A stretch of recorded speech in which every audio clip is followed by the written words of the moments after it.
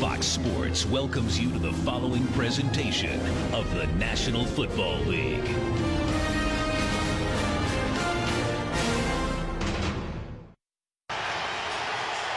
Oh, they're ready. Down to the field. Here's Pam Oliver. Well, Joe, I spoke to some Houston players before the game, and they said the thing that was emphasized this week is learn how to manage success. Arian Foster said the team is very relaxed, but at least one player did say that this is a playoff atmosphere, and we have to rise to the occasion. Back to you. Well, the fans certainly have.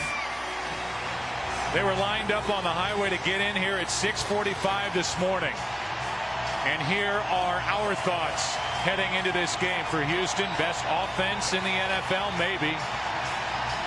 Another chance to solidify what they've done the first couple of weeks. Dallas can't beat themselves. Penalties, mistakes have killed them on offense. And there should be a lot through the air here today. The Cowboys won the toss. They'll have the first crack at it. Owusu Ansah is waiting for the kick. And from about the 7. The rookie crosses the 20, and that's it. He's wrestled forward to the 23 by Joel Dreesen. So now the offense. They've had no trouble putting up yards. They have had trouble scoring touchdowns. 790 yards through 2 weeks. But only 2 scores for this offense, and there's the line. Second week back now for Colombo and Kozar starting in front of Tony Romo.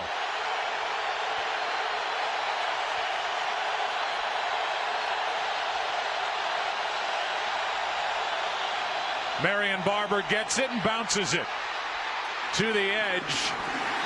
Well pursued by Glover Quinn. 4-yard pickup. D'Amico Ryans was out there. And those two combined on the stop.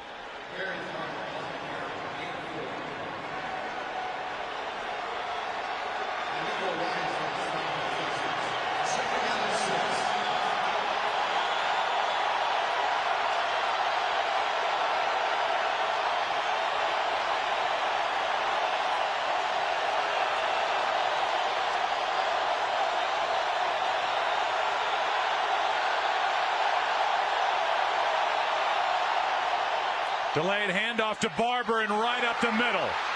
Marion Barber to the 39-yard line, a gain of 12. They open the game up with 2 running plays. Chris Gronkowski, the fullback, he leads the way and does a good job on the lead block, opening up a nice hole for Marion Barber. You go back to that game last week, Joe, against the Bears. This is a lot like what it looked like in that game. Marion Barber getting 3 or 4 carries in that to start the game, started strong, and then after that the running game fizzled. Play action.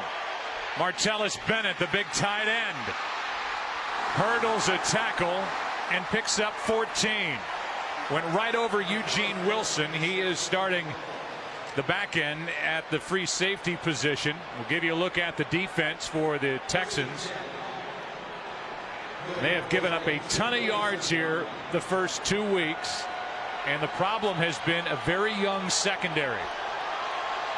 And they start a rookie at right corner in Kareem Jackson.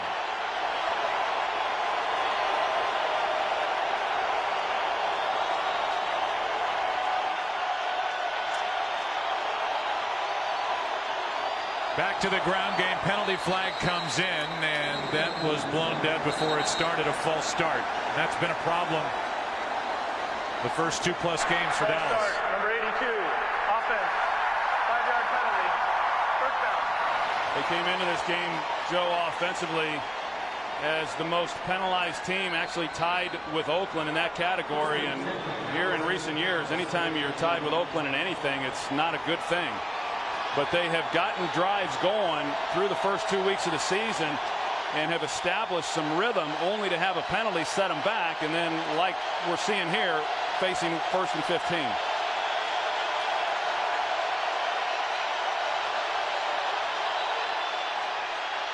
Romo right over the middle to Witten. And Witten, who was guilty of the false start, picks up 8. Well, you talked about this Houston defense and, you know, the success. that both Donovan McNabb and then Peyton Manning had in the first 2 games of the season. And I know as a defensive coach, you always want to make the opponent one-dimensional. Well, Frank Bush, the defensive coordinator for the Texans, has done that. And the only problem is that one dimension has been giving up over 400 yards a game.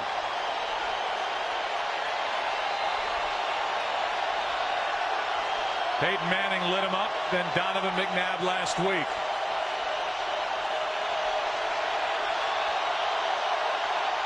Just get the play away and hand it to Barber, who cuts back, lowers his head, and takes it to the 39, a gain of 5, and a 3rd and short coming up. Bentley on the stop, and the 2 teams start to shove after the play. No flags are thrown. Well, that's the main question, though, Troy. I mean, if you're Dallas, and all you've said and all you've heard is establish a run. We're going to establish a run, which they've tried to do here early already. But you're going against a team that's given up over 400 yards passing in each of the first 2 games. How do you not come in trying to throw the ball? Well, they're going to try to run this ball the way that they have on this series, but they're not going to bang their head against the wall. If it's not successful for them, I can assure you that they're going to get to throwing it real quickly. But right now, they're having some success on the ground. Timeout taken by Dallas with a play clock winding down. 3rd down for the Cowboys when we come back. Today's game on Fox is sponsored by Southwest Airlines. Find our fares online only at southwest.com.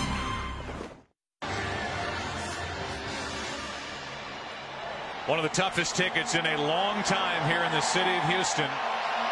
2-0 Texans, 0-2 Cowboys. 3rd down and 2 for Dallas, opening possession.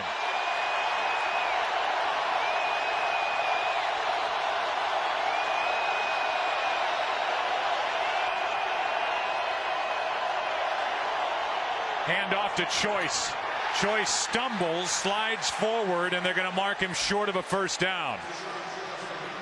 Lost his footing, and it's 4th down for Dallas. And they're going to go for it. It's interesting, you know, Choice lost his footing, went down on his own by the time he was touched. They marked him a yard short of the 1st down, and here's a 4th down for Dallas.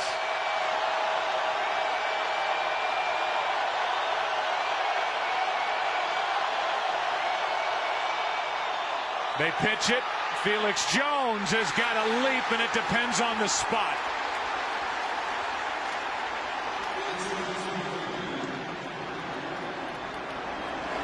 A little misdirection, and Felix Jones tried to get to the edge. It was well played out there, and it just depends on where the official put his foot down. Glover Quinn was out there to help. Well, you saw Jason Witten in a great position there on Glover Quinn. Normally a tight end's going to win that battle, but Quinn does a great job of pushing Jason Witten right back into the ball carrier, Felix Jones. Initially, it looked like he was going to make that 1st down without any problem, but an excellent play there by the corner.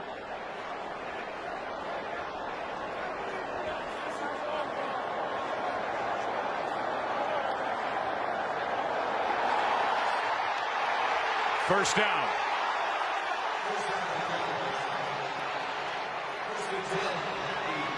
You go back and take a look at the block. Jason Witten is stringing it out. Glover Quinn recognizes that Felix Jones is going to try to go to the outside, and he pushes Witten right back into the ball carrier, and that's what made it a much closer conversion there than what it initially looked like it would be. No team in the NFL has thrown the ball more the first 2 weeks than the Cowboys so far. 7 plays, they've run it 5 times.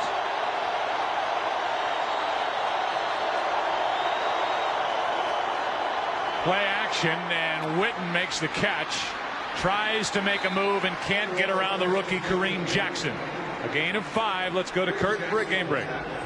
Falcons and Saints, and of course Reggie Bush out with that broken leg. So Lance Moore, the new punt returner, not a bad substitute. He takes this one 72 yards. Gets stopped at the 6-yard line, but they eventually scored. Jeremy Shockey from 2 yards out, and the Saints lead the Falcons 7-0. Joe and Troy. All right, Kurt. 2nd and 5 for Dallas. Marion Barber made something out of that play. Was met in the backfield. no gain, but at least got back to the line of scrimmage. First guy was there was Antonio Smith, who went on to their injury report yesterday with an illness. He got into the backfield. Barber got around him. Yeah, sometimes the best plays are just getting the ball back to the line of scrimmage, because initially Antonio Smith, who they really like here in Houston, was a good pickup a year ago, has done a nice job in run defense, primarily a guy who's able to put pressure on the quarterback, has helped complement the pass rushing abilities there of Mario Williams on the opposite side, but he was able to get penetration there on that last play on Barber. It's 3rd down and 5. Penalty flag comes in. Pass is caught. Tackle is made short of first down yardage. That's Miles Austin. But there is a flag down. It's Gary Kubiak. In his 5th season as head coach of the Texans. Illegal formation on the offense. Too many men in the backfield. That penalty is declined. 4th down. So now it's 4th down again for Dallas. They have at this point, you'd have to put him in the category of an unreliable kicker. That's David Beeler, who's 2 for 4 in field goal tries, and he stands on the sideline. Be about a 47, 48-yard try, and instead, for the second time on this drive, the Cowboys go for it on 4th down. Unreliable kicker to go with an undisciplined offense.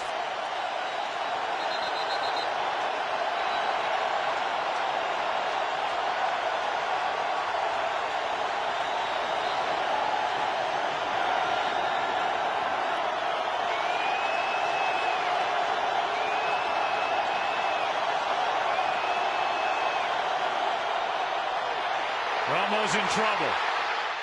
Throws incomplete, but a penalty flag comes in at the end. Thrown in the secondary. And if it's against the Texans, it'll be a 1st down for Dallas.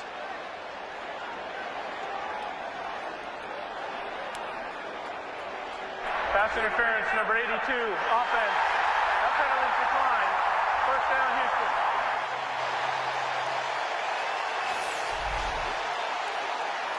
Yeah, you see at the top of that route, Joe, where Jason Witten was in contact with Bernard Pollard.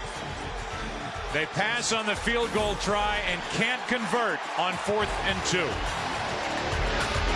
Today's game is sponsored by Budweiser. Grab some buds and be a part of the Budweiser National Happy Hour on September 29th. The Dallas Cowboys went for it twice on 4th down during that first possession. You know, if you're going to pass on points on the road with a 47, 48-yard try by Beeler, indoors, elements not a factor, and go for it there, he shouldn't be on the team.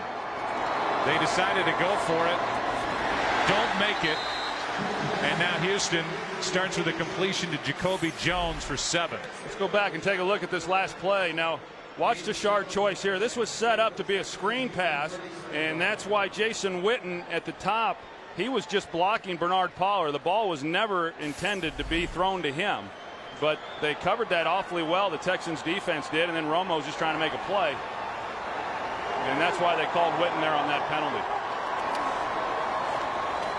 Second pass, second completion, this time to Andre Johnson, good for 12. Well, coming off a huge game last week against the Washington Redskins and the touchdown to send that game into overtime, and they get the ball to him right away here in this game. Outside leverage technique there by Terrence Newman at corner, and opens the door there for Andre Johnson to run the slant. Pretty easy pitch and catch. If you haven't seen much of Andre Johnson, he is big, he's strong, he's fast, he's tough. He's pretty good. Led the league in receiving yardage the last 2 years. Delayed handoff, it's Arian Foster. Shoves a stiff arm into Terrence Newman and picks up 12.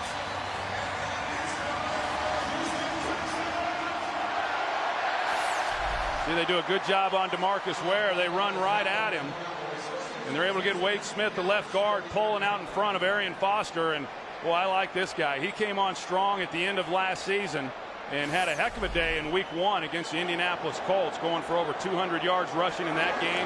And he has given this team something that they didn't have last year in the running game. Back to him. And this time not much. This is the #1 offense in the NFL. They were 4th overall last season. Rushing offense, they're #1. That huge day by Foster, 231 yards in the opener against the Colts. They're the backs and receivers, and the offensive line is playing with Rashad Butler at left tackle, his first start in the NFL. Dwayne Brown was suspended during the week. 4-game suspension for violating the game's performance-enhancing drug policy. Butler will have his hands full with DeMarcus Ware. Here is a screen for Owen Daniels, brought down from behind, but a nice pickup on 2nd down of 7 yards. Game break. Here's Kurt. Well, not a pretty start for Eli and the Giants against Tennessee. Marching down the field, Eli scrambles, but throws his 2nd pick of the game, this time in the end zone. He leads the league with 6 interceptions thrown, and Tennessee is on top 3-0. Joe, Troy, and Pam, all 6 of his picks off tip balls, by the way. That's the first one that looked like he threw it left-handed, trying to make something happen, and the interception in the end zone. Now it's 3rd down and 3 for Houston. 4-man rush, and Schaub is brought down from behind, and it's DeMarcus Ware.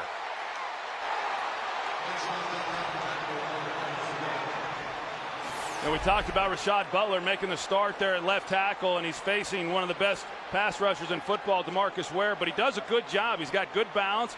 He holds up well, and he's expecting the ball to be out by then. But the Cowboys playing zone, they're predominantly a man coverage team, and they were able to drop linebackers under the receivers where Schaub was wanting to go.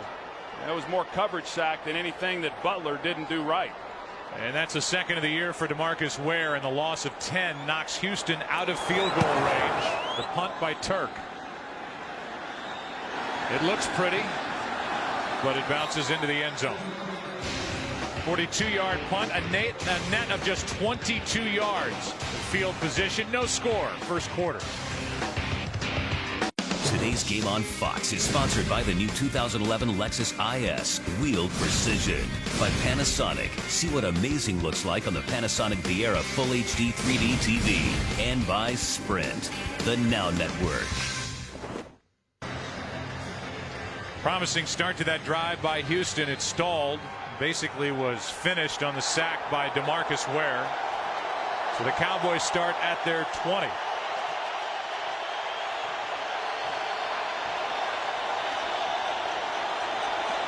Felix Jones in a tailback. He gets it on a delay, and Felix Jones carries it for 7. Nading on the stop, and back to that sack by Ware. Yeah, you can see Andre Johnson there on your right. He's going to run a slant route, and what's going to happen is Keith Brooking, the middle linebacker, he comes underneath that throw. That's where Schaub was wanting to go with the football, and he came off of it, and then DeMarcus Ware had gotten the pressure. You know, Dallas predominantly a man coverage team, a little more zone here in the early going. 2nd down and 3.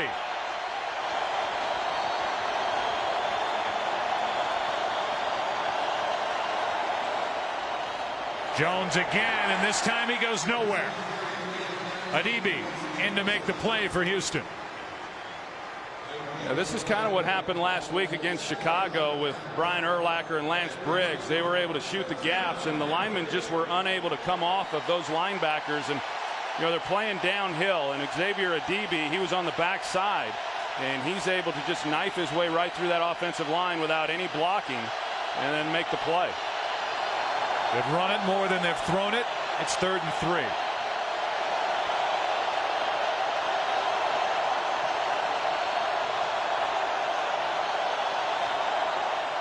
Good pocket for Romo. The pass is caught by Bennett, and Martellus Bennett cannot get to the 1st down marker.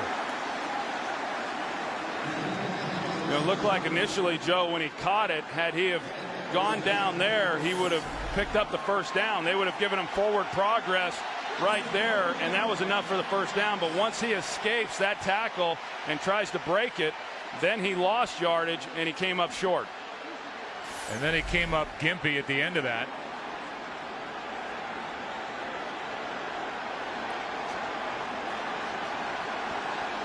So it's 3 and out.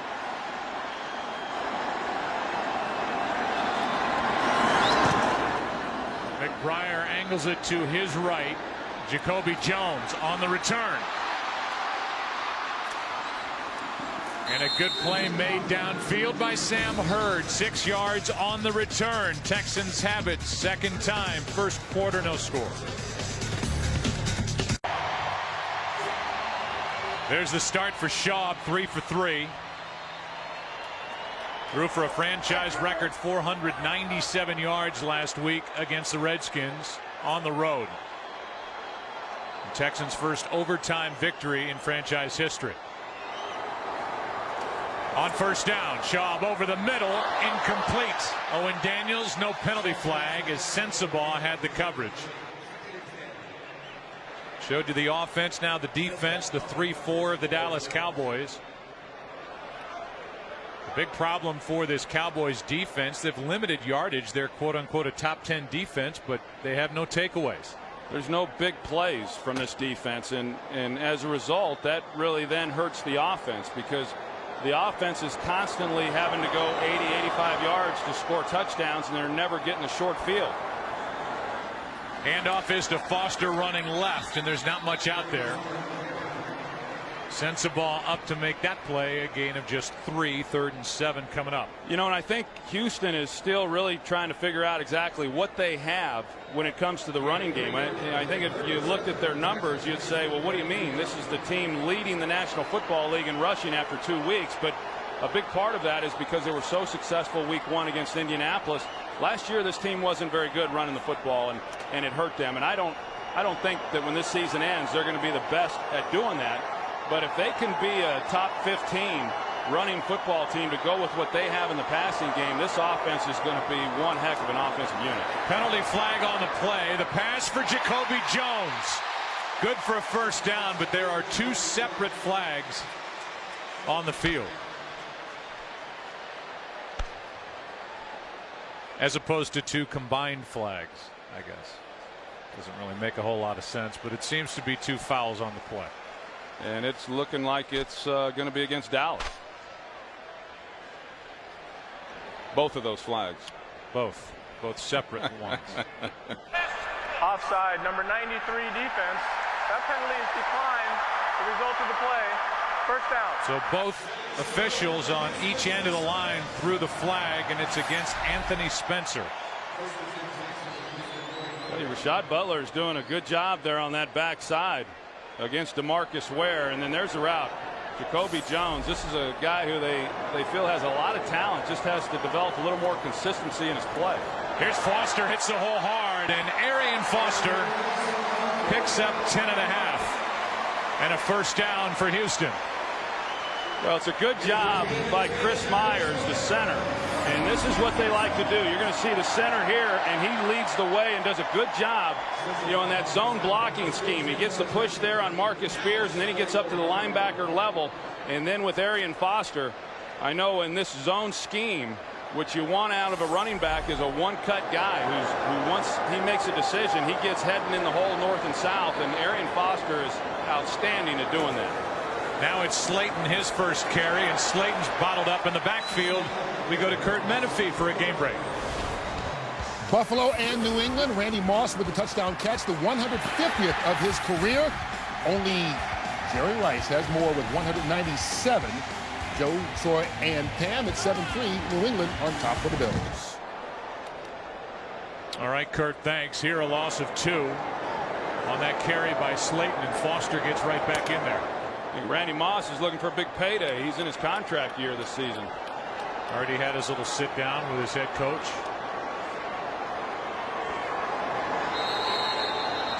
And that's the end of the first quarter. No score here in Houston. The NFL on Fox will continue after a word from your local Fox station.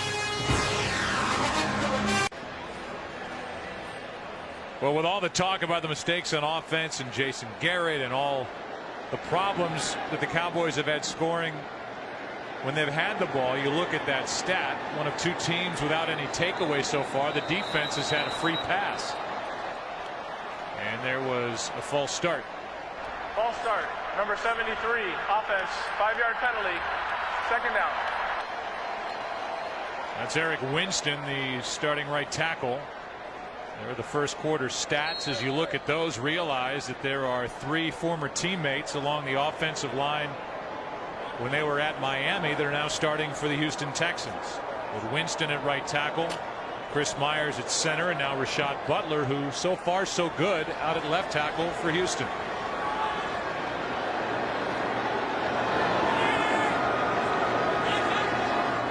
Now 2nd and 17, and they set up a screen for Foster, and that was well played by Scandrick.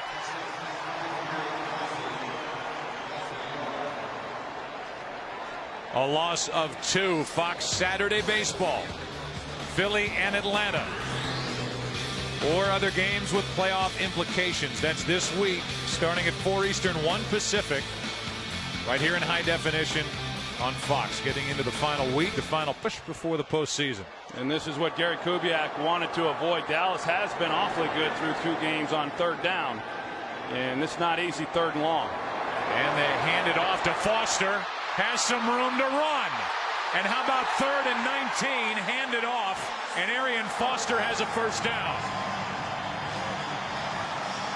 It was good blocking on the left side, but then Andre Johnson, you're going to see, you see the push there on the left side by Wade Smith, but right here's where the play's made. Andre Johnson on the outside is able to get enough of Michael Jenkins to spring him for those last 4 yards and pick up that first down. You know, you call that play as an offensive coordinator, never expecting to pick up that first down. If something happens, great, but primarily you're just saying, all right, here's what we're going to do. But it was blocked up well, and Andre Johnson doing a good job as a blocker. Here's Slayton, cuts up field, and Slayton this time gets back to the line of scrimmage. Brady James makes the play. But as a defense, which is coordinated by head coach Wade Phillips, I'll say it again, they've gotten a free pass with all the focus being on the offense, and it's 3rd and 19, and you give up a 21-yard run in a game you have to have on the road. I think sometimes you get caught up in statistics a little too much and rankings and don't really look at, okay, is a team doing the things necessary to win games? I would agree, Joe. Last year and in previous years, sometimes they didn't finish games, and they've never been real good at takeaways. Here's Andre Johnson, has blocking out in front of him. Drags the pile to the 6.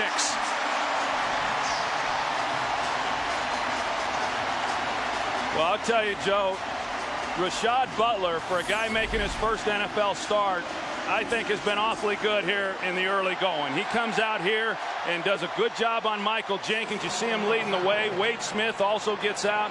This offensive line has been really solid here in giving Matt Schaub time to throw the ball, but they've been good in creating some lanes for Arian Foster, as well as getting out in space on the necessary defensive players. 1st and goal. It's Foster right side. Takes it down to the 5. A gain of 1. Rashad Butler, who gets that first start at left tackle, was originally a 3rd-round draft pick of Carolina back in 2006. But he developed colitis, which took away his energy, took away his appetite. He lost a ton of weight.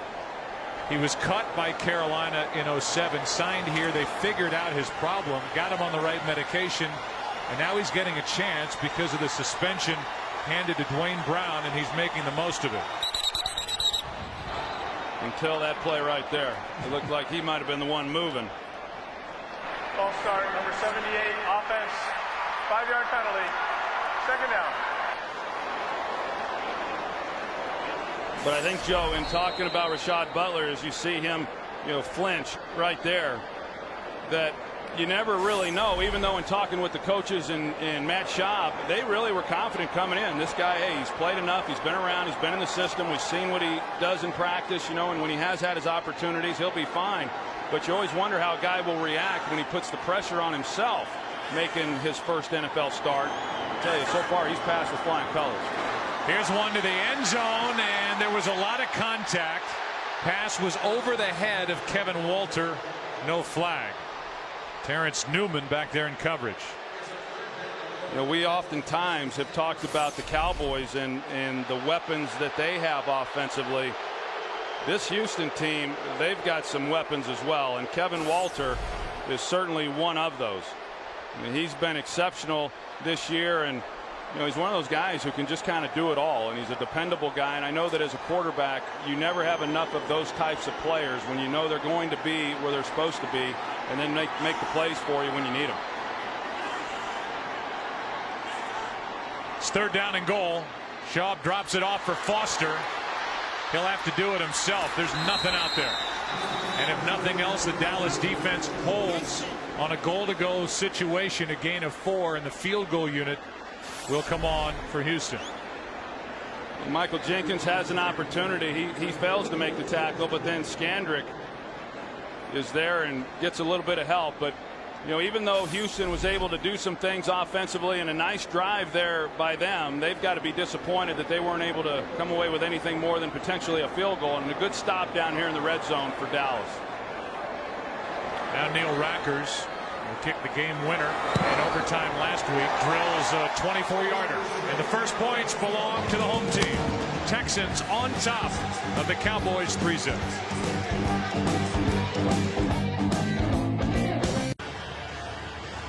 Neil Rackers is now the field goal kicker here for the Houston Texans. There's the drive, 13-play drive, 65 yards over 6 minutes off the clock, and it ends with 3 points instead of 7. Rackers, longtime Arizona Cardinal, before that Cincinnati Bengal. He was in a training camp battle with Chris Brown. 8-year kicker here with the Texans. He won it. He's been good so far. Owusu-Ansah on the return, and the rookie gets it to the 20. That's it. Take a break. Down 3-0. Tony Romo and company back to the field here in Houston.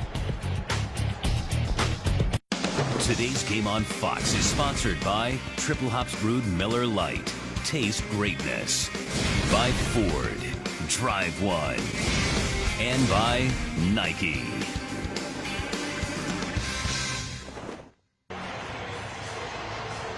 Well, anybody expecting to tune in today to see a different looking Dallas Cowboys offense, they're seeing the same thing. Mistakes on offense. They were penalized 3 times their opening possession. Able to move it. Don't have any points. Passed on a field goal try. Looking for some spark, now down by 3. Out of the backfield, this is Felix Jones. Has Colombo out in front of him. A flag comes in as Felix Jones takes it into Houston territory. But a penalty flag is thrown. Looked like they might have got Miles Austin with a block in the back, and I'm not sure it was a block that he really needed to have. During the run, illegal block in the back. Number 19 of the offense. 10-yard penalty. Repeat first down. There you go. More of the same.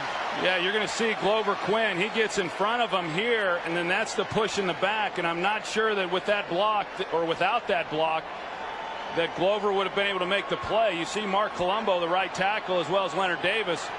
It was like a track meet. Nobody had to block anybody, and initially it looked like there might be a score, but just a bad decision there by Miles Austin. So instead of a 1st and 10 at the Houston 48, it's 1st and 20 at the Dallas 10.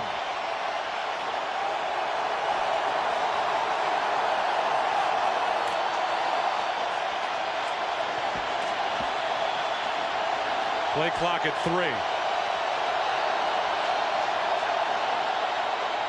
Delayed handoff. Felix Jones out to the 14. Here's a game break. Here's Kurt Menefee. Like the Cowboys, Minnesota looking for its first win, facing Detroit down 7-0, but doesn't get much easier than this. Percy Harvin with a dive to catch a pass from Brett Favre. 24-yard score. And 7. Joe, Troy, and Pam. And he was iffy during the week with more migraines. He gets the action today and gets the first touchdown for the Vikings to tie it. Next one will be number 500 for Brett Favre. It's 2nd and 16. Here's Roy Williams. And Williams was bottled up immediately by the rookie Kareem Jackson. 20th pick overall in the 1st round out of Alabama. Well, and you think about Dallas offensively to come out on first down and have the big play to Felix Jones, and then, once again, and I know Cowboy fans who have been following this team this year, they're used to seeing that. Every time there's a play down the field, virtually, then there's a penalty that sets them back. It's hard to call plays for Jason Garrett when you're constantly looking at first down, second down, and long.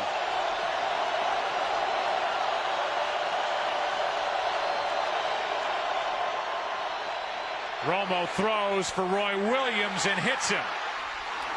And a big conversion on third down for Dallas as Roy Williams is good for 20 yards.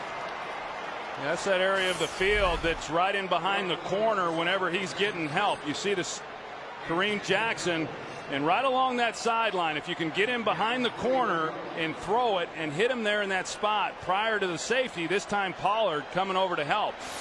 There's a nice area there to get the ball to him, and that's the spot that they just exposed with Roy Williams. Barber now back in at running back for Dallas. Romo steps up and throws for Witten, who makes the catch going to the ground. And then gets a hit from Pollard at the end of it, a gain of 12. Dallas is trying to take a shot down the field, but pressure got Romo off of it. They had a post route deep, but Romo's able to get it out, and a nice catch by Jason Witten, hauling that one in. Witten coming off of the concussion last week, didn't get to play towards the end of that ball game, and he went down and looked like he might have banged his head on that play. Here's Barber. Barber right into Zach Dials. And a formed tackle for a gain of just 1. I like these linebackers for the Houston Texans. Of course, they're playing with Defensive Rookie of the Year from a year ago, Brian Cushing, who's serving a 4-game suspension. Xavier Adibi has taken his place, but D'Amico Ryans, a 2-time Pro Bowler, and Zach Dials, these are two guys that I like the fact that they play downhill and they will come up and put a hit on you.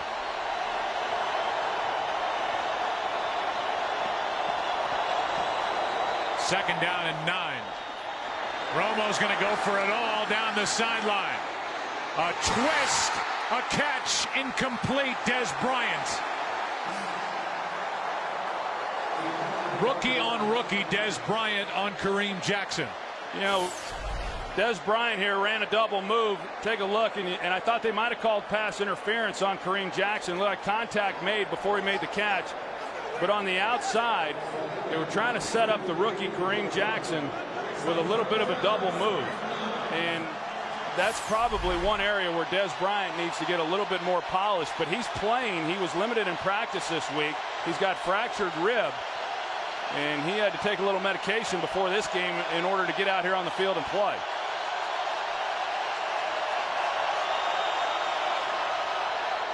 Romo throws, passes complete, and then the effort for the first down by Bryant. He didn't have it until that last effort. 10 yards for a first down. Well, and Des Bryant, through 2.5 games now, has made his impact felt.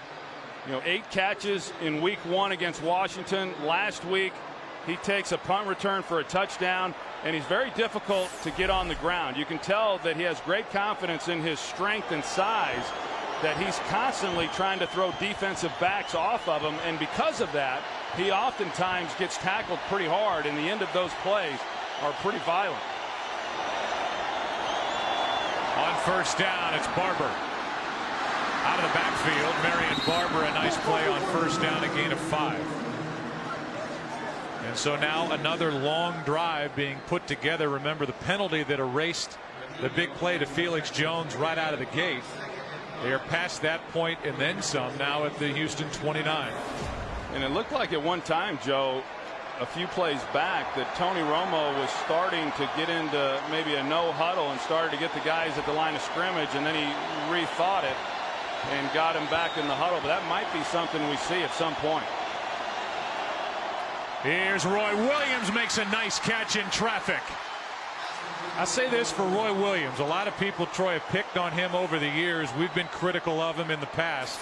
But here early in the season, he's made some tougher catches for Tony Romo. No, he has. And that route right there, as easy as it may look, we've seen these two guys misconnect on that slant route. And Tony gives him a good ball to catch. And you know, Roy Williams, hey, he's been an abused player since coming to Dallas because he hasn't produced the way that a lot of people felt that he would. But he has made some tough catches, as you said. Romo to the backside as receiver Bennett fell down. It's 2nd and 10. And Martellus Bennett, we showed him a little bit earlier, hobbling off the field, and that would have been a pretty significant loss if he had not been able to come back into this game. We talked last week about the fact John Phillips, their third tight end, it affected them because of all the things they like to do with their various tight ends. But if they lose Martellus Bennett, he's turned into a pretty good blocker, and they lose that if he's then not out on the field. 2nd down and 10.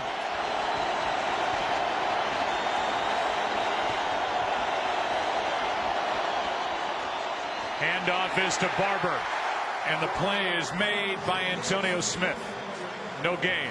Antonio Smith, he comes right through Leonard Davis, the right guard. Leonard Davis about as big a guy as there is in the league, and you're going to see him come right through here and make the tackle on the backside. Antonio Smith, Leonard Davis just whiffs on him, and it looked like Marion Barber might have been able to bounce that thing to the outside, but not because of Antonio Smith coming down on him. He was unable to do that.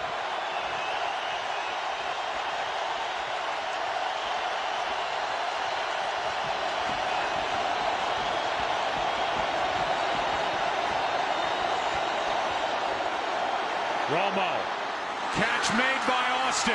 What an adjustment by Austin, who was wrestled down inside the 1 by McCain. Well, you can tell the timing that, and the trust, more importantly, that Tony Romo has in Miles Austin.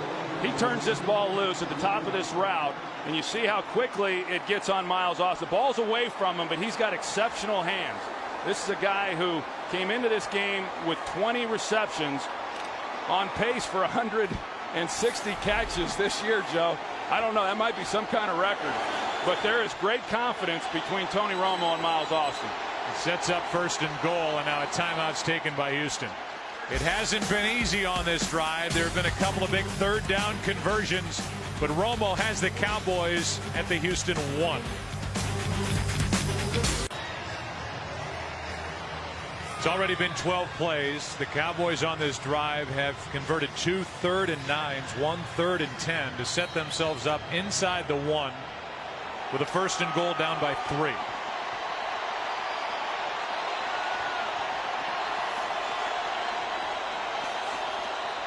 Barber gets it and scores. Touchdown, Dallas. And for Marion Barber, that's his first rushing touchdown of the season. Cowboys go full house backfield with Jason Witten and then Gronkowski, their fullback, and just hand the ball off to Marion Barber right behind those two. And before there's any contact, Barber's already in the end zone. Nice drive there by the Cowboys.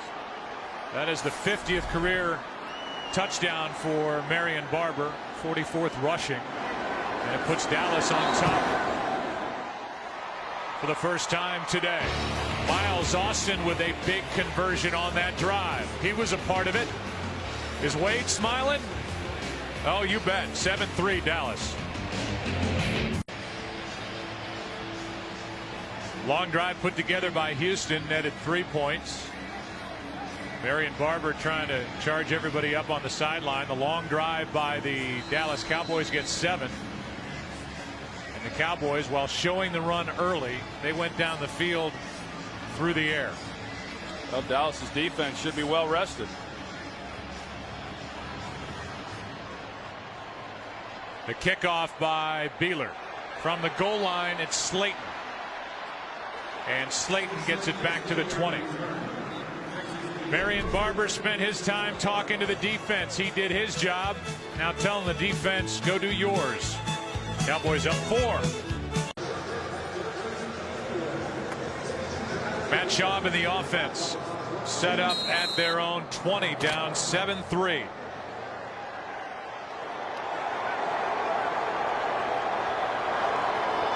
Play action from Schaub, who wants to air it out down the middle, and that one is broken up by Newman. Andre Johnson, the intended receiver. Good coverage there by Terrence Newman. Had one guy going deep, and then Andre Johnson coming in behind that on the square end at about 17-18 yards, and Terrence Newman was able to get underneath it, and it really forced Schaub then to try to throw something high to give him an opportunity.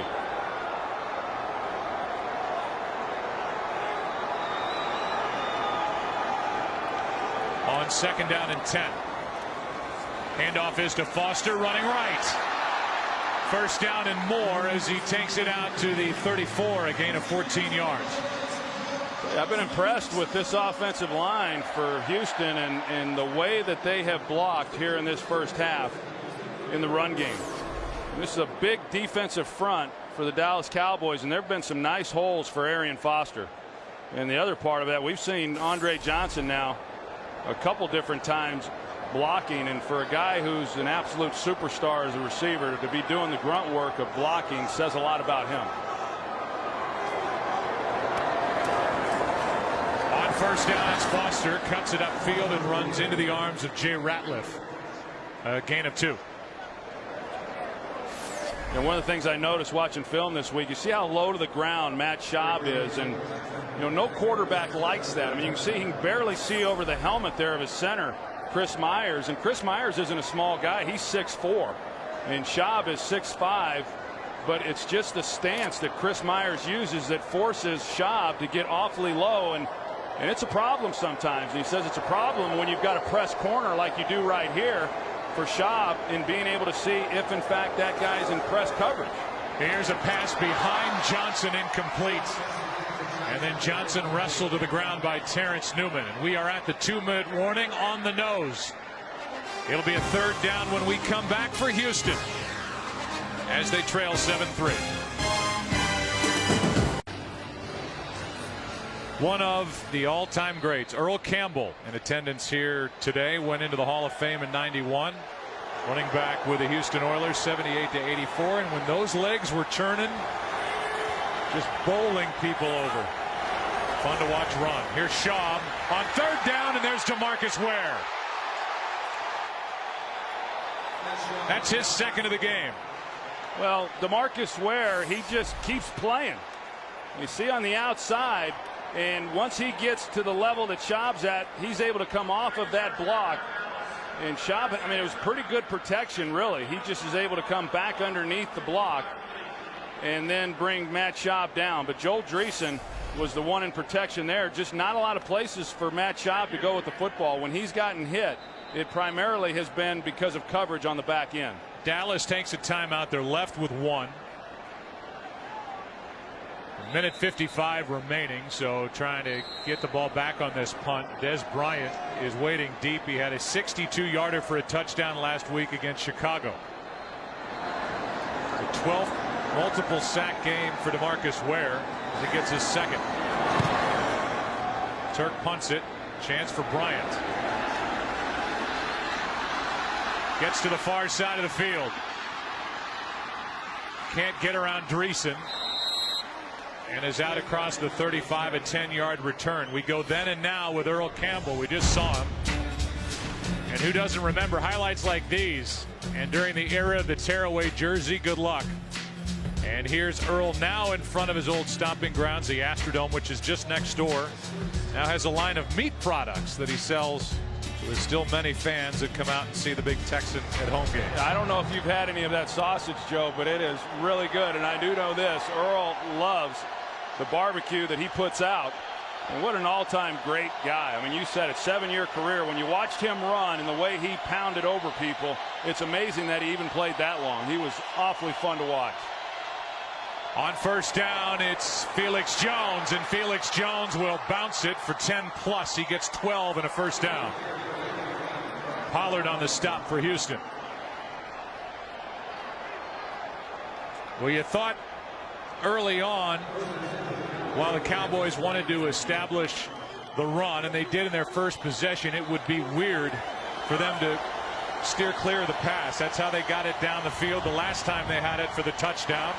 And now the completion over the middle to Witten for 6. Well, and this is just an area of the game where I think Tony Romo is has really excelled over the years. There's few times, whether it's at the end of a half or at the end of a game, where he doesn't put his team in a position to score points. Here's Witten again. He's got a first down for Dallas. And how about the hit by the rookie Kareem Jackson?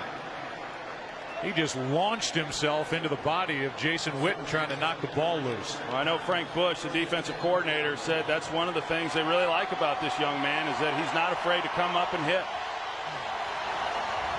On first down, sideline Bryant. Penalty flag is thrown, and Bryant is in for the touchdown. But a flag is thrown. I think Bryant may have gone out of bounds. Kareem Jackson worked him to the sideline right there, and sure enough. Number 88 of the offense. That player went out of bounds, returned, and was the first to touch the pass. 5-yard penalty. Repeat first down. Yeah, you hear the call there that once you get forced out of bounds, even if it is a force out, you can't then be the first guy to touch the ball as Bryant was on that play.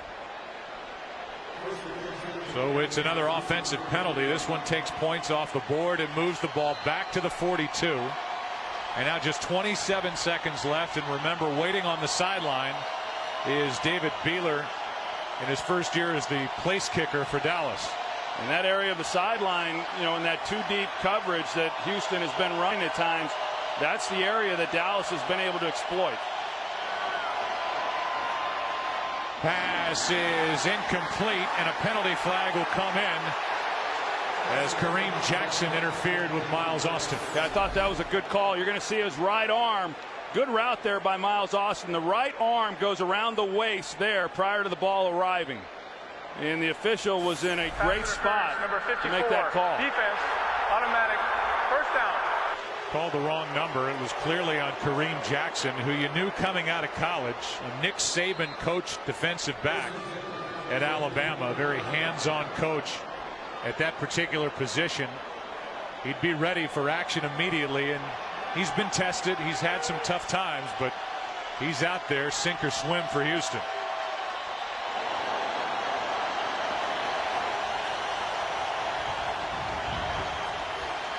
Romo, time runs out, and he throws it in the direction of nowhere. That'll be grounding. Really in the direction of no receiver while he was still inside the pocket. Mario Williams with heavy pressure. Well, he's trying to go to Miles Austin here, the slot receiver. Just good coverage, and you know, he just had nowhere to go and tries to get rid of the football, and a good call on intentional pass interference. That's Glover Quinn in coverage, locked up man-to-man on Miles Austin. Number 9, offense. That's a loss of down. It'll be second down to avoid a 10-second runoff.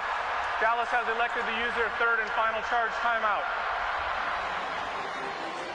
So it's been more mistakes for this Dallas offense, including Des Bryant going out of bounds. Obviously, they're outside of field goal range. The ball's at the 45-yard line. You don't really know the range of David Beeler except what he's done in practice. As we showed you, he has not attempted a field goal over 50 yards since he got to college at USC. Well, we did that game last week in Dallas with the Cowboys and the Bears, and you know, he's now missed a field goal in each of the first 2 games, and you know, I thought that we'd wake up on Monday and see that, you know, he had been released. And you know, I don't know. He's got a lot of a potential, but I think it had more to do with, okay, well, who's out there that's available? Cowboys need about 15 yards to have a realistic shot at a field goal and have to do it along the sideline. The pass was behind Roy Williams. Well, that's that same area of the field that the Cowboys have been exploiting, right in behind the corner and right in front of the safety. And Kareem Jackson has to play that softer so that he's not giving up that ground. But a better throw, and Roy Williams picks up that first down because he had run a pretty good route and just a ball that Tony Romo would like to have back. No timeouts remaining for Dallas. They need something along the sideline, and again, about 15 yards to give Beeler a chance. Yeah, and the Houston Texans now are in a true prevent defense with basically 4 guys deep. Romo steps up and slings it. The catch is made by Witten, And they're saying it's a good catch, and that puts Beeler in field goal range with 1 second left. Well, you don't usually get that one at home, do you? You know, the catch and then to still have 1 second left on the clock. And that's about as close as it can get. Obviously, any review as to whether Witten had both feet down in time would come from the officials' booth. Yeah, I think they should be reviewing that too. So does Gary Kubiak. The previous play is under review. If it stands, it's a 49-yard try by Beeler, who is just barely hanging on to his job. So do you think Beeler wants them to get this completion or not? I was wondering the same thing. I think you could make a case that Witten had both feet down by the time he possessed it right there. The question is, I think maybe even got the right foot in before he got out of bounds. I think it's that right heel too at the initial time of the reception. So booth review will come back and get the call after this.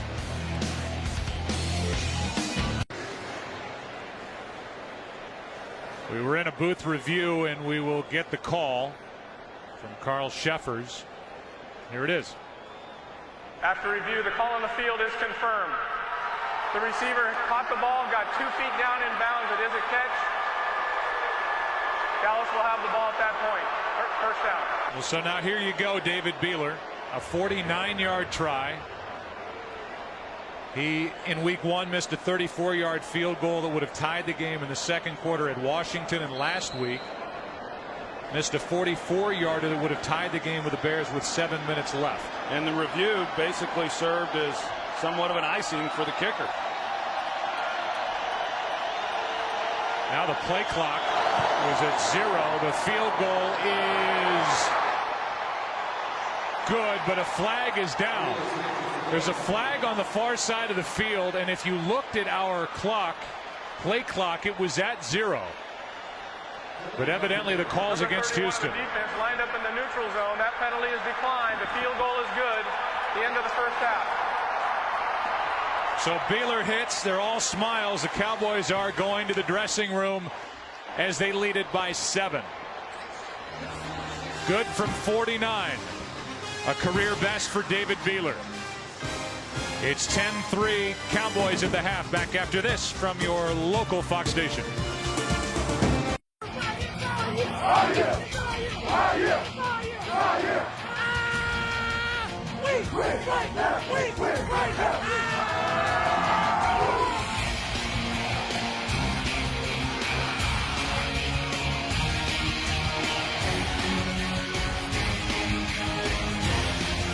Who's not ready for his second half after that? It's 10-3, Dallas on top. We go back to the end of the first half and the field goal by Beeler. Watch the play clock. It is exactly synced with the play clock in the stadium, and it is on zeros when the ball snapped. But Beeler hit from 49 and made it a 10-3 game at the half. And now as we get ready to start the second half of play, we welcome you inside our broadcast booth, and I guess we'll talk about the Cowboy defense stepping up. So far they've been able to bottle up that Shaw-Andre Johnson combination. Well, so far they have. I think, you know, both offenses have put together long drives, and as we spoke about there in the first half, Cowboys came away with a touchdown. The Texans came away with just a field goal, but now they get the opportunity to match, getting the ball to start this second half. But we'll see how the Texans come out of the gate offensively.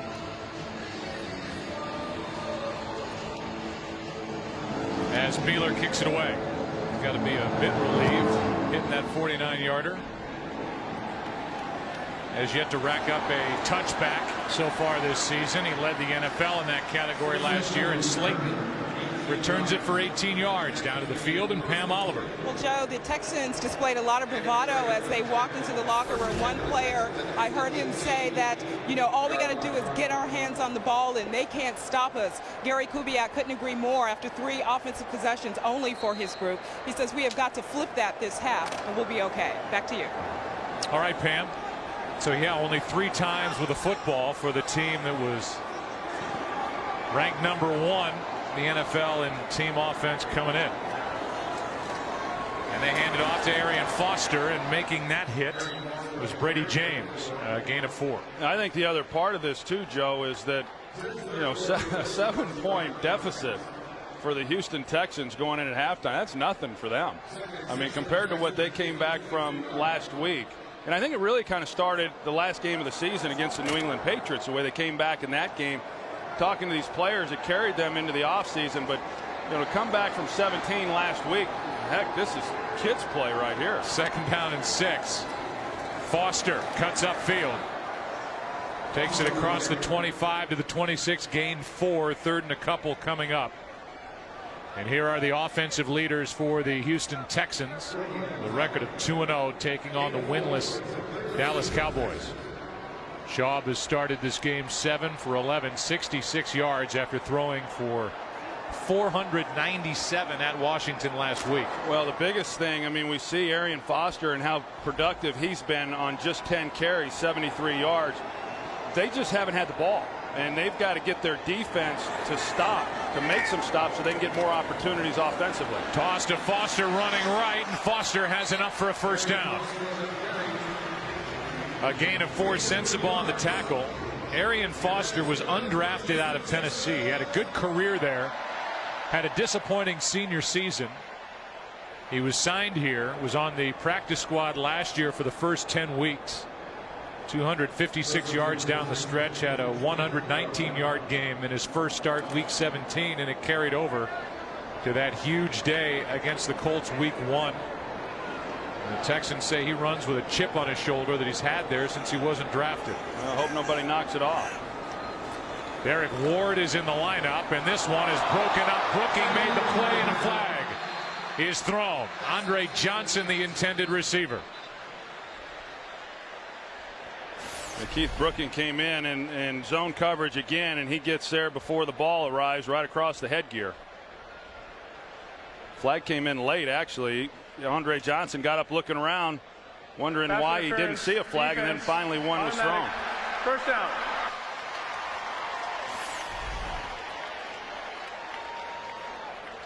Brooking is a guy who's a 5-time Pro Bowler. Last time he went to the Pro Bowl was 05. But he's never missed a game in his career, and now he's basically on the field the entire game defensively for Dallas. Yeah, and at his age, I mean, that's impressive. One, playing that position all those years, not having missed a game, but it's taxing on this guy. I don't know if he's going to be able to maintain that pace throughout the year. Here's Derek Ward. And Ward goes for just a yard.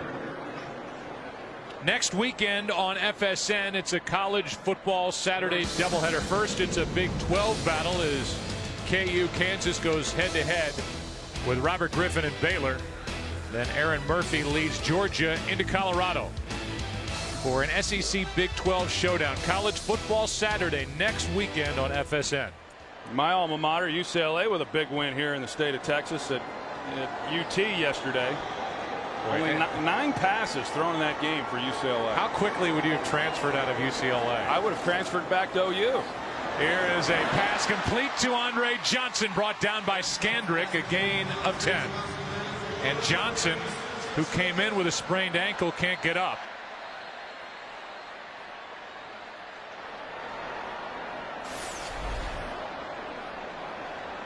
Was in man coverage there, but you're right. I mean, he was able to play through that last week. Talked to him before the game. He said he felt pretty good, but you could see him, the tackle down low around his ankles. Take a break, come back as they look at the top weapon for this Houston offense. Today's game is sponsored by Southwest Airlines. Find our fares online only at southwest.com. By OnStar, safely connecting you in ways you never thought possible. Live on.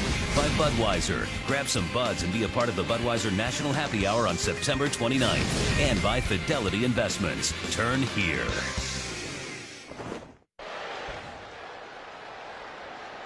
Andre Johnson needed a lot of help and took a long time to get to the sideline.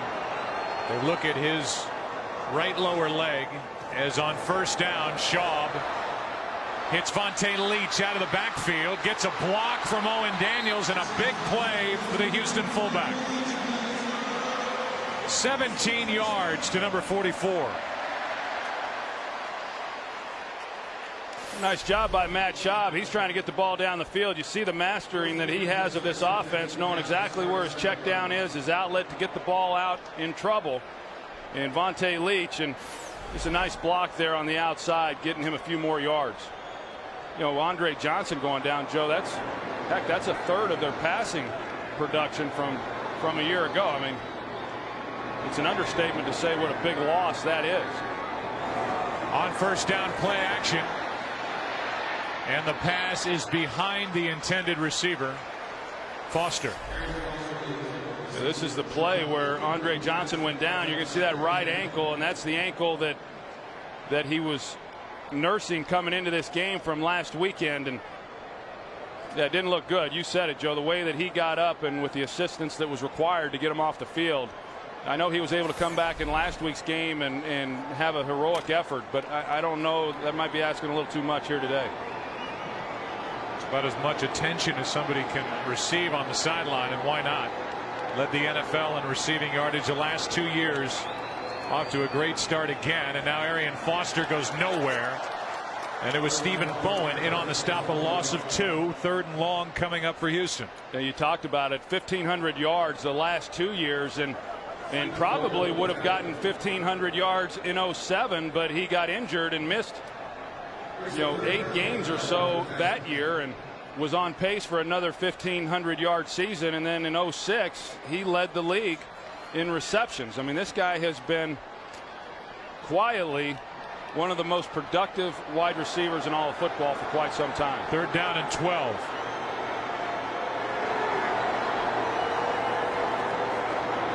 From the shotgun over the middle, and now Shaw pulls it down, tries to run, and goes nowhere.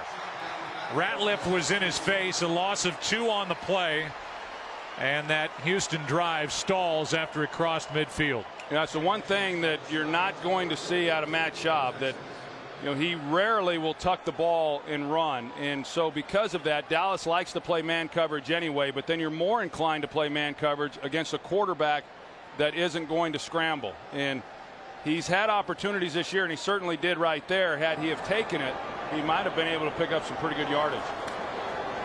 Turk punts it.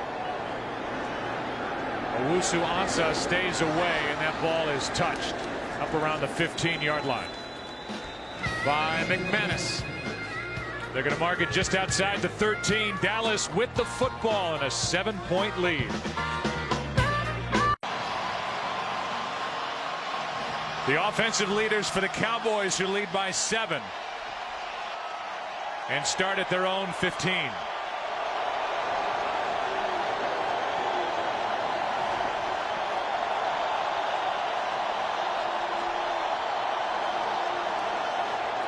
Handoff to Marion Barber.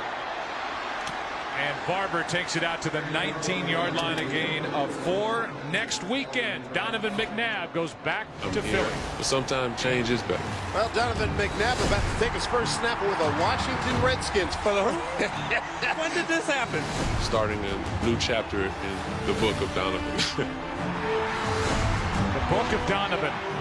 It'll be a new chapter. Don't worry about that. Next weekend, part of our Fox NFL Sunday doubleheader. How do you think he'll be received in Philadelphia? Let's do the 2nd and 6 play first. The pause said it all. Fake the handoff. Romo buys time and now drops it to Witten. And a good play is made by D'Amico Ryans, a gain of 3. Andre Johnson's trying to lace him up tight to get back on the field next time Houston has the ball. I think if I were Matt Schaub, I'd be over there lacing him up for him. I'd be like that shoe clerk, trying on a new pair of shoes. Instead, Schaub's talking to Greg Knapp while the Cowboys face 3rd and 3.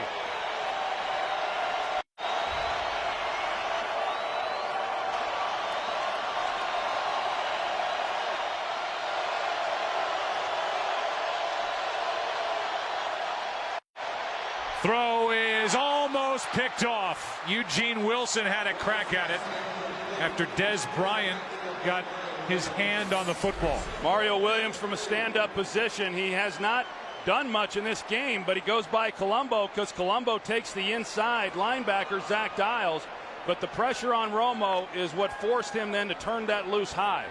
Had he have had a clean lane to throw the ball, then he likely would have been able to make a much better throw. It's the second punt by McBriar. And that Houston offense will get another crack at it with the football after the defense does its job. Jacoby Jones just inside the 20. Nice move along the sideline and then nowhere to go. 58-yard punt. 7-yard return. Will Andre Johnson be in the huddle when we come back? His team down 7. Today's game is sponsored by Chevrolet. Every model is backed by a 100,000-mile, 5-year powertrain limited warranty. Andre Johnson will start this series on the sideline, trying to stretch out that ankle or foot, whatever the issue is, after that tackle by Scandrick. Last time the Texans had the ball. Here's Foster. And Foster picks up 1 over the left side. We're going to keep an eye on the sideline, and here comes Andre. Yeah, you can hear the crowd react. All eyes here were on Andre, number 80, on the sideline, seeing if he was going to return. And as soon as he stepped out onto the field, he got a nice little applause. It's 2nd down and 9. Drive was moving until Andre Johnson went down the last time the Texans had it. Moving pretty well as this one's dropped over the middle to Foster. And Arian Foster's brought down from behind by Spears after a gain of 15. You get the feeling that the Houston Texans are going to need Andre Johnson on that field if they're going to come back and win this ball game against Dallas. Yeah, and like I said, I mean, this is not uncharted territory for this Houston team. And you think about it, defensively in the last couple of weeks, they've made stops when they've had to. They start this one in the second half, do a good job of forcing a punt with the Cowboys. They get the ball back here. This is a team, based on what has happened through their first 2 games, that really believes they can win any type of game. And so I think it's still a real confident unit. Good play in the backfield, and a penalty flag flies. A loss of 2. Arian Foster went down behind the line of scrimmage, and a flag came in the area of a hold. And before we give you a game break, we'll get the call. Holding, number 73, offense, 10-yard penalty. Repeat, first down. So here's the game break, and here's Kurt Menefee. Titans at the Giants. Tennessee scoring 9 points in less than 3 minutes after a safety. Vince Young then hooked up with Kenny Britt for a touchdown. And just like that, bim, bam, boom, it's 19-10. Tennessee on top of New York. Joe, Troy, and Pan. So Vince Young, who was benched last week, back in there and throwing the touchdown. A 9-point lead for Tennessee at the Giants. Here it's a 7-point lead for the Cowboys. That's Slayton now at the bottom of your screen. They give it to him.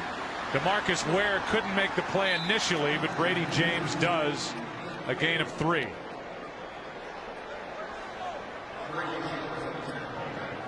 Slayton, who was the leading rusher for this team 2 years ago, 1,200-yard back in 2008. Last year had a shoulder injury, was shut down at the end of the year, just 437 yards to lead this team in rushing. Really has not made an impact in this game here this afternoon. Here's Andre Johnson.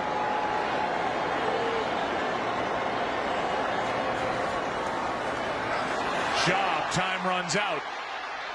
Penalty flag flies and the pass incomplete. Brooking is looking at Owen Daniels. And this one's going to be against number 51, Keith Brooking, it appears. Yeah, it was right. The flag was thrown where Keith Brooking was. Contact, number 21, defense, 5-yard penalty, automatic, first down. But they call it on Michael Jenkins against Andre Johnson. You can see he's in press coverage, and Andre Johnson right there's a grab. He's trying to get underneath. Actually, a pretty good swim move there by Andre Johnson, trying to get back to the middle against that inside leverage technique by Jenkins, and then Jenkins grabbed hold of him. And you know, he's not at 100% either. That's pretty tough duty right there, being asked to lock up one-on-one against Andre Johnson. It's a big penalty. It's only 5 yards, but instead of 3rd and 17, it's an automatic first down. And now this one has Jenkins in position. And Mike Jenkins with the interception, and the Dallas defense has its first takeaway. Yeah, and during that route, Andre Johnson, he stumbled at the top of it. I don't know if it had anything to do with his ankle or not, but he gets tangled up. Open it up for Jenkins.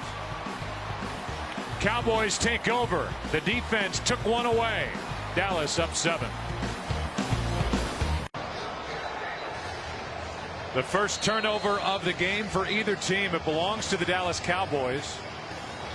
With 151 opponents' pass attempts since their last interception, and 176 opponent snaps since the last Dallas takeaway. They start at their 10, up 7.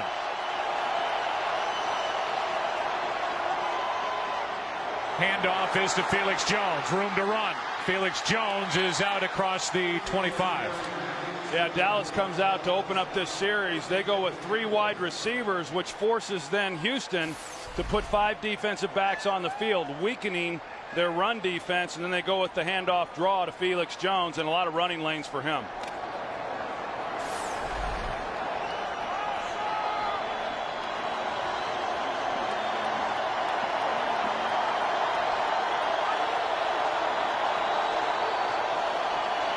Delayed handoff to Felix, and he lunges forward out just shy of the 30.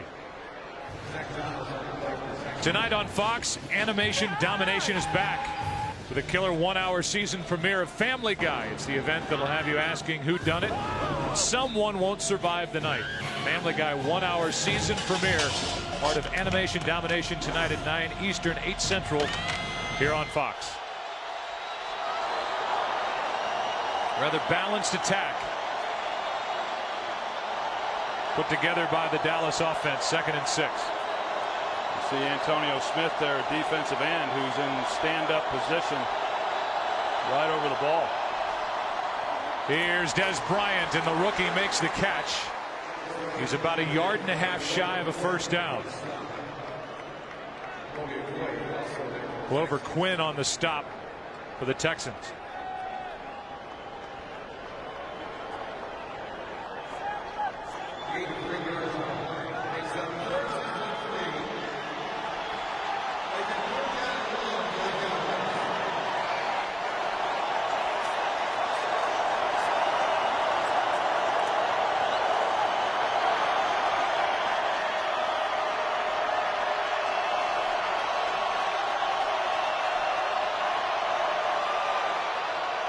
On 3rd down and 1, the pass is complete, and it's Sam Hurd who picks right now for his first catch of the season. 11 yards on 3rd down, and what a good throw by Romo. You know, we saw Mario Williams get pressure on Romo on the last series, but other than that, we really haven't seen him do too much. And Mark Colombo, just one-on-one against him, does a good job of keeping him from being a factor. And they come with the slant route. Sam Hurd picked a nice time to come down with his first reception of the year. 7 different receiver Romo has found in this game. That was good for 11. Hurd stays out there.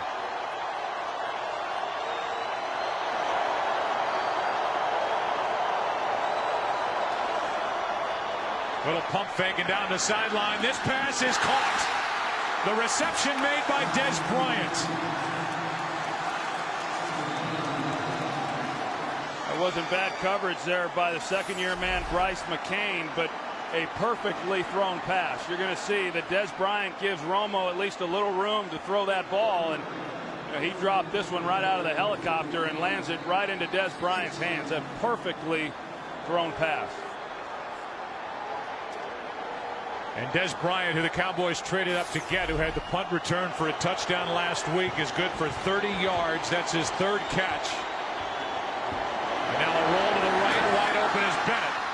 And you're starting to see some of the weapons that the Cowboys and their fans have been waiting for to show up. That was good for 11 yards and another first down. Well, I know the Cowboys have run the ball more in this game than they did the first 2 weeks, and they've had some success doing that.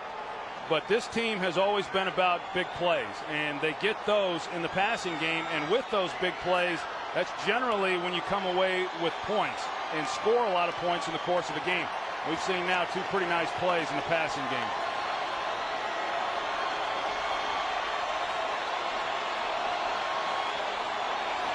First down inside the red zone. Roy Williams, what a throw and catch.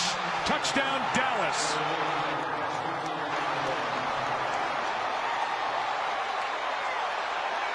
They targeted Bryce McCain again, and McCain was talking to the official as if there should have been offensive pass interference. Press coverage. Roy Williams with an excellent release. There's nothing there. I don't know what McCain's complaining about. That was an outstanding release off the line of scrimmage against press corner by Roy Williams. He sticks him to the outside, gets the separation, gets McCain off balance, and then just straight up the field, and another well-thrown ball by Romo. He was picked up in a trade from Detroit in 2008. Last year, Roy Williams had only 38 catches all year. He gets his first touchdown of the 2010 season, and he has been much more of a factor here early for the Dallas Cowboys than he was at any point last year. Romo, couple of good throws. Cowboys up 14. 7-play drive. It covered 90 yards, 4 minutes after the interception by Mike Jenkins. Cowboys turn it into 7, lead by 14. First 2 plays of that drive were Felix Jones runs, a 15-yarder, a 4-yarder, and then 5 straight Romo completions for 71 yards and the touchdown to Roy Williams. We're going to go back and show that route that Roy Williams ran, Joe. It's as good a route as I've seen Roy Williams run. I thought he was absolutely outstanding at getting off of press coverage, which he has struggled with during his time with the Cowboys. Beeler hits it, and from inside the end zone, it's Slayton. And Slayton crosses the 20 out near the 24.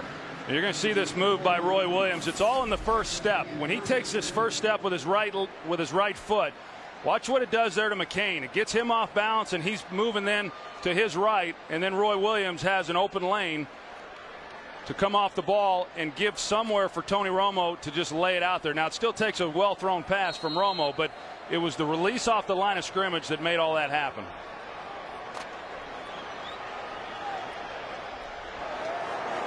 And Tony Romo, with his welcoming committee along the sideline, now watches the Dallas defense as the Texans are down by 14. Penalty flag flies as Foster gets it.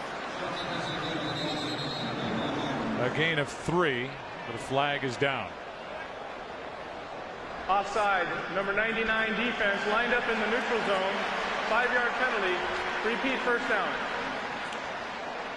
Olshansky doesn't agree. This is a Dallas team that had a players-only meeting on Monday after losing their home opener last Sunday to the Chicago Bears. Terrence Newman had questioned the environment around practice, trying to get things a little tighter.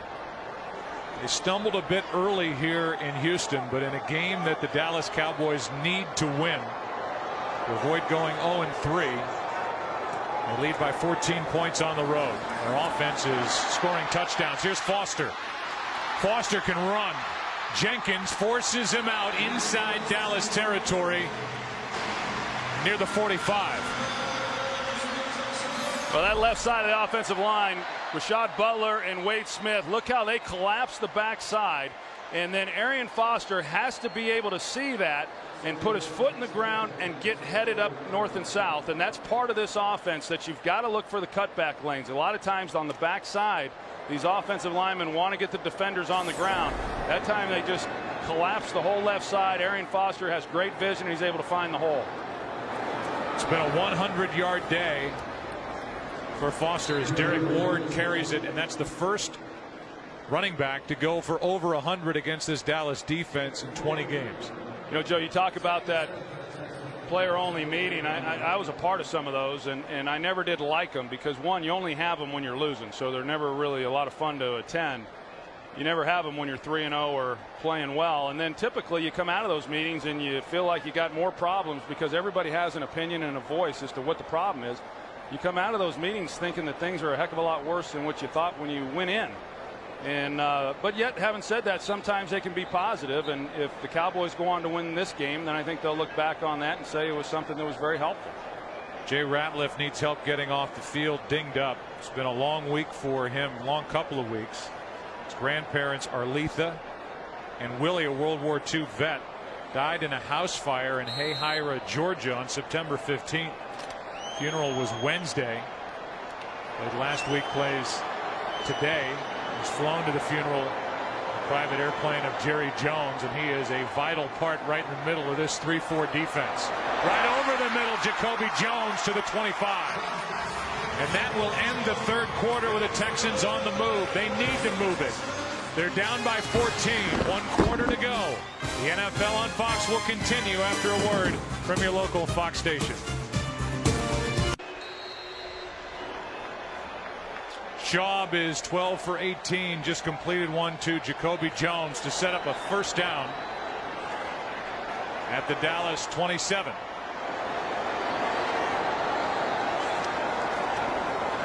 Play action. Schaub fires and completes to Andre Johnson. Bad ankle, bad foot and all, whatever the injury. He is retaped, ready to go, and good for 15 yards. Well, this time they put Terrence Newman on Andre Johnson one-on-one, and you can see, even though with a bad ankle, the respect that he gets from Terrence Newman, because Newman's not going to crowd him too much, because he has the speed to run by you. And you look out there and see that much field one-on-one. I don't know how Matt Schaub could think about going anywhere else with the ball. And he's going to have one-on-one right here as well. Rolls out to his right, underneath Owen Daniels. Touchdown. A delayed call. He looked like he was down short of the goal line, but they say touchdown. And that may get overruled. Now let's take a look here and see. Yeah, there's no question that he's down prior to crossing the line. And if it was ruled a fumble, then it would be a touchdown because Jacoby Jones recovers it in the end zone. But this is down by contact. And they'll be putting this ball on the 1 yard line. Short of the goal line, it'll be first and goal at the half-yard line. So one official overrules the other. No challenges needed. Wade was ready though, wasn't he? He had the flag right in the right hand. Now, this is the boot off the stretch play that they've been so successful running with Owen Daniels in coming across the formation. Well-designed play. And a good correction there by the officials. Owen Daniels, a big weapon who went down in week 8 last year with a torn right ACL. Still working his way back into game shape.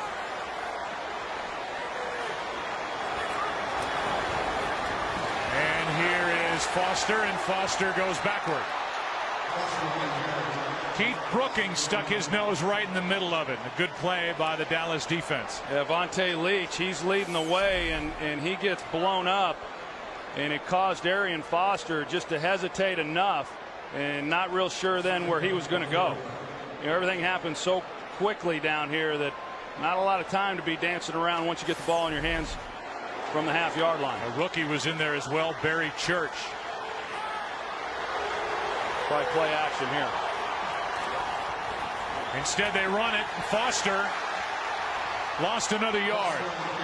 Anthony Spencer the first one there, and now it's 3rd and goal.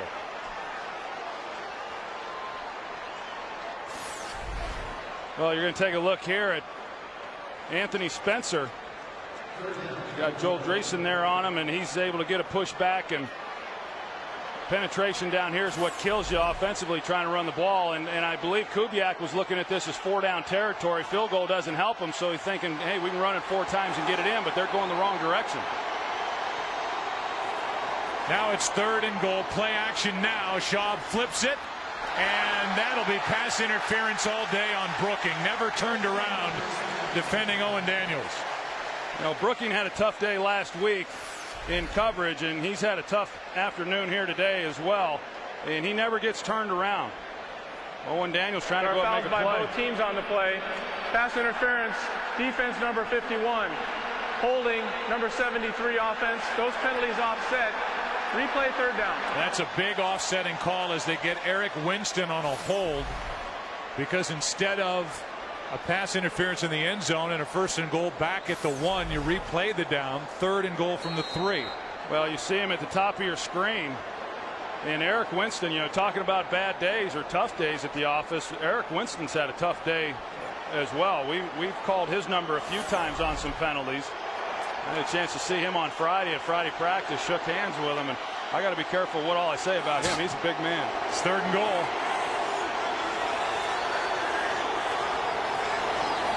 They do hand it. Now they blew the play dead.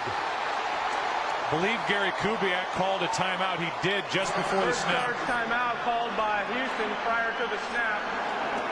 It's a good thing he called timeout. That play went nowhere. Kubiak had called it. First one taken in this second half. Today's game on Fox is sponsored by Farmers Insurance. We are insurance, we are farmers. By Coke Zero, taste what's possible. And by DirecTV. Get the best quality picture and sound for your flat screen with DirecTV. Gary Kubiak, like his mentor Mike Shanahan, is the master of the pre-snap timeout. He iced Gano last week in overtime, and now here calls a timeout prior to the snap on 3rd and goal out of the shotgun, and there is Brooking. Well, it didn't look like Matt Schaub saw it coming because they free-released the back. Either that or the back was responsible, but the way the back goes out in the route, Arian Foster, you're going to see Brooking come right here completely untouched, and Arian Foster got his head around like he was expecting the ball thrown immediately, but clearly a mistake there offensively in terms of the communication as to what was going to happen with Keith Brooking if he came. And so now a 30-yard try by Rackers. And think about the initial call on the Owen Daniels catch, as Rackers makes it 17-6. First they said touchdown. Daniels took it off the board. Texans could not punch it in. And Keith Brooking makes the play for the Cowboys. Texans had 1st and goal inside the 1-yard line. They ran it with Foster, no gain. Foster again a loss of 2. Then on 3rd and goal, a holding and a pass interference offset. 3rd and goal again, a sack, a loss of 9 yards, and the field goal to make it 17-6.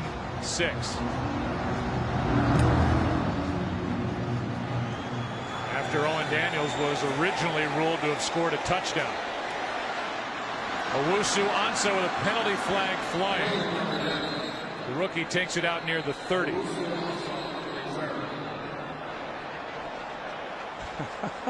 Neil Racker, he got right in the middle of that, and I don't know if he'll want to do that next time. He got knocked right on his butt.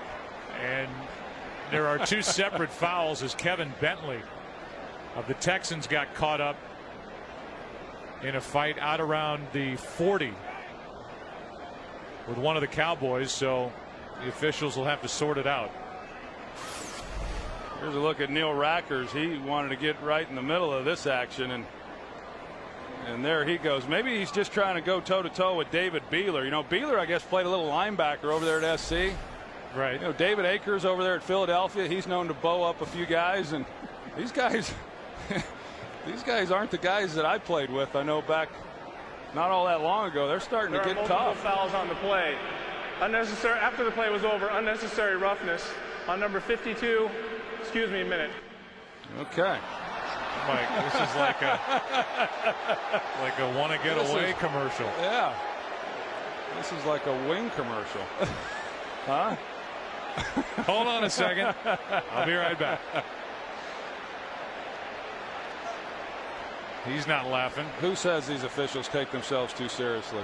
At least he smiled. He did. He did. There are multiple fouls on the play. Unnecessary roughness on the kicking team, number 52. Unnecessary roughness on the receiving team, number 57. Those fouls offset. There's also a holding, number 92, on the return team. All those fouls offset at the spot of that foul. First down, Dallas.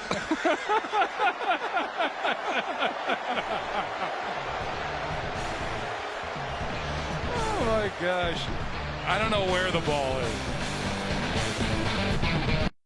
Today's game on Fox is sponsored by Verizon, the official wireless service provider of the NFL.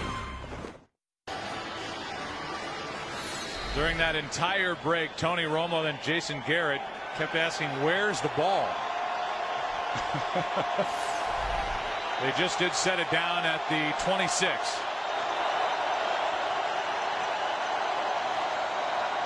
Delayed handoff to Marion Barber.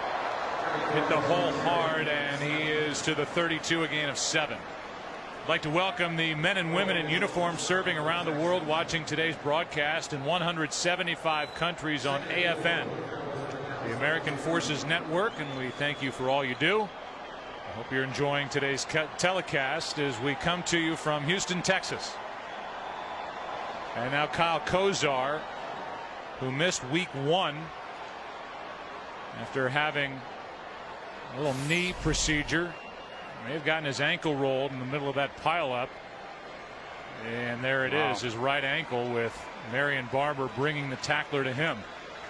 Well, when he was out 2 years ago, missed a lot of time. I mean, that was always a position of great concern because they missed him not being on the field, and getting him back this year, coming back last week, has been big. You know, it's amazing that doesn't happen on more plays. I mean, we see a lot of it, but you'd think it'd happen on every play. You know, those guys and just a lot of bodies getting rolled up. Easy to see it happen. Second down and 3. Dallas up 11.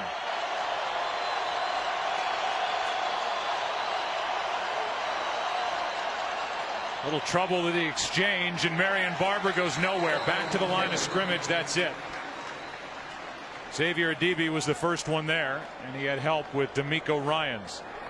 Well, Xavier Adibi, he does a good job of again playing downhill, taking on the lead block there by Gronkowski, and that was a big stop there. They lost yardage, Dallas did, because you knew that Dallas was going to continue to run the ball here in this fourth quarter with this type of lead until Houston showed that they were going to be able to slow it down. Now it's 3rd and 4.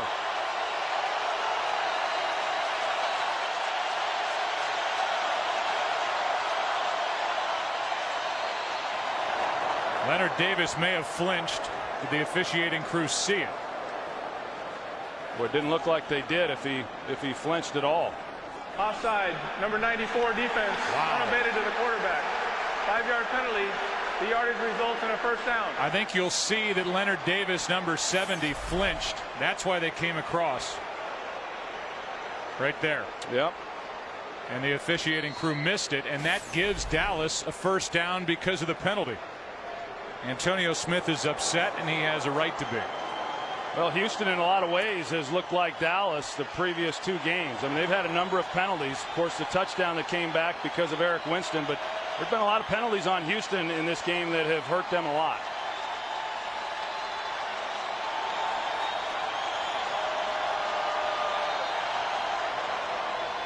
Romo fires it. Pass is dropped by Miles Austin. Incomplete with 10:02 left.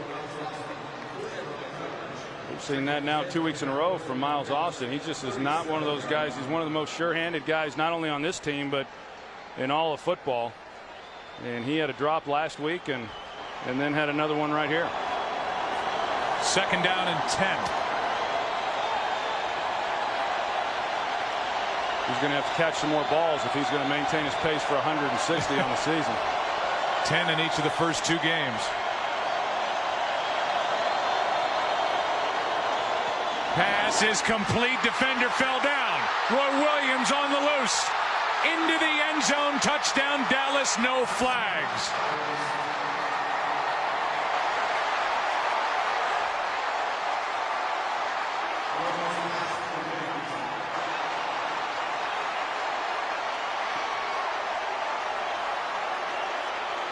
You know, we've seen it each week with Kareem Jackson, the rookie. That's who they're going to target, and then he just falls down. And pretty good route again by Roy Williams, but when you're locked in man coverage and you go to the ground, there's no blanket in the back to come help you out. Safety's trying to get over the top and help, but You know, you're on an island out there on the outside in man coverage, and it was over as soon as Roy Williams got it in his hands. What's gotten into Roy Williams? His second touchdown catch of the day. This one good for 63 yards.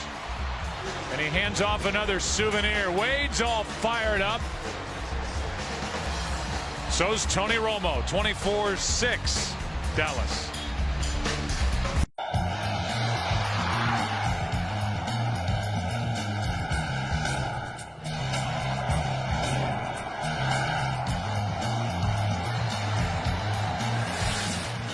Roy Williams has 5 catches, 117 yards, 2 touchdowns. Only his second 100-yard game over his last 35 for a guy who was a Pro Bowler back in 2006 with Detroit. Second full year in Dallas. He has been a big part of it today. And now Slayton on the return. Beeler slows him down.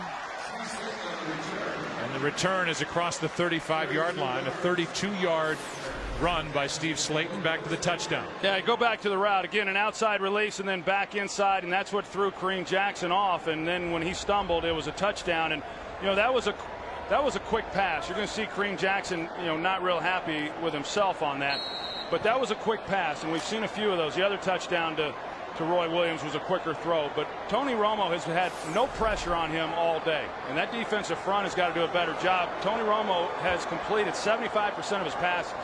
I mean, this is like practice out here for them.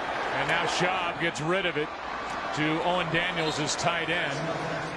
And Schaub is in the situation where the Dallas defense knows he's going to be dropping back to throw, and that's when Dallas usually is good at pinning their ears back and coming to get the quarterback. No doubt. And I think you come into this game and you say, okay, Houston, even though they haven't done a lot today offensively, you know, are they good enough on defense to do what they want to do?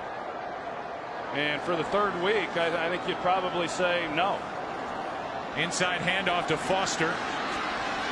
And Arian Foster lost the football. And this Dallas defense has its second takeaway of the afternoon. They came in with none. Terrence Newman comes away with the second of the day. First down, Dallas.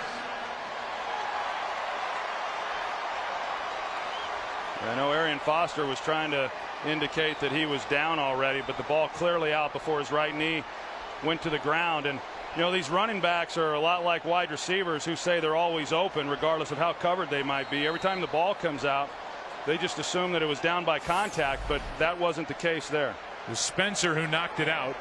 Terrence Newman who picked it up.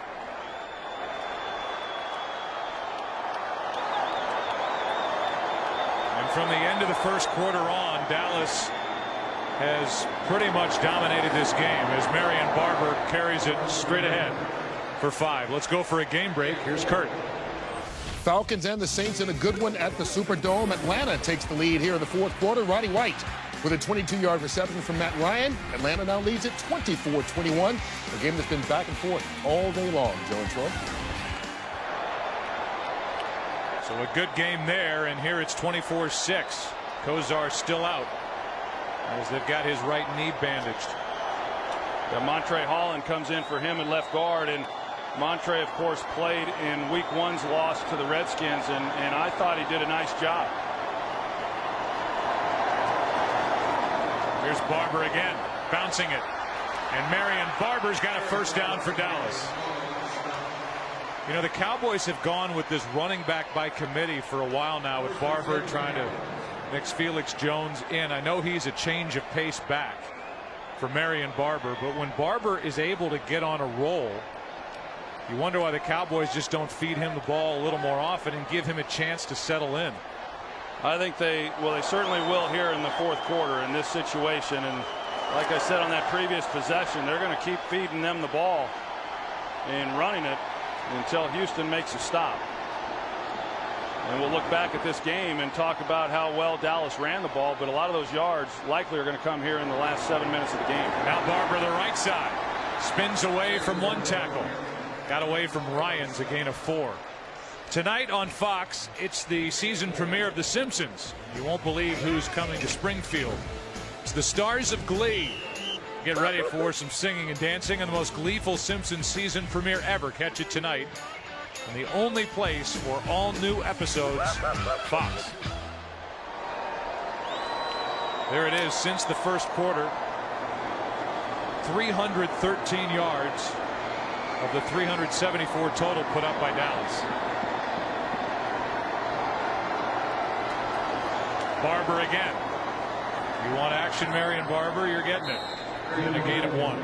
You know, this game overall, Joe, I know coming in we were talking about, you know, what an aerial assault this potentially could be, and that's really kind of what I expected. You know, I thought if Matt Schaub was given some time to throw the football, he was under some pressure, but that they would really be able to take advantage of some things with the weapons that they have, and that just didn't materialize. And, you know, even though Romo has thrown the ball extremely well, they've been able to run the ball really better than what I anticipated them coming in against this defensive unit of Houston's.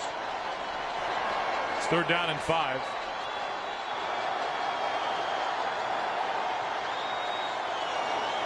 Now Choice. And Tashard is wrapped up at the 30, 2 yards shy of a first down.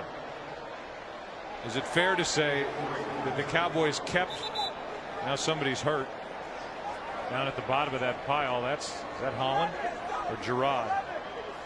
Looks like that was Gerard getting up a little slow. Got up slow. No help needed. I think the Dallas Cowboys kept him honest with the run, but still made the big plays through the air, whether it's to Roy Williams or Witten or whomever. No, that's the same game I saw, Joe, that they were able to get the running game going early and do some things that at least kept them off balance. And you know, as Jimmy Johnson talked about there at halftime, you know, allow them to control the clock and let their defense rest, which I think helped their defense. But the big plays came in the passing game, and that's why then they were able to score the points. Of course, the long pass there on the last touchdown to Roy Williams, but a lot of big plays there by Tony Romo and that receiving corps.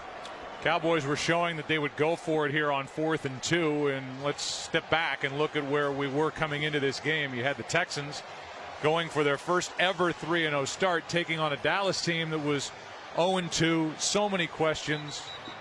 People wondering about the future of Wade Phillips, the offensive coordinator Jason Garrett. I think all in all, they're going to come out of this game extremely happy with the way they came in and played. Well, this was a game, you know, you hate to say must win because, you know, we're not even out of September yet. But if you're 0-3, the likelihood of going on and making the playoffs isn't very good. So this was about as important a game as you're going to have, you know, this early in the year. And, you know, the reason a lot of 0-3 teams don't make the playoffs, or a lot of 0-2 teams don't make the playoffs, is because, quite simply, those teams just aren't very good. Well, that's not the case with Dallas. Dallas is a good football team with a lot of talent, and you knew that at some point they were going to get it going.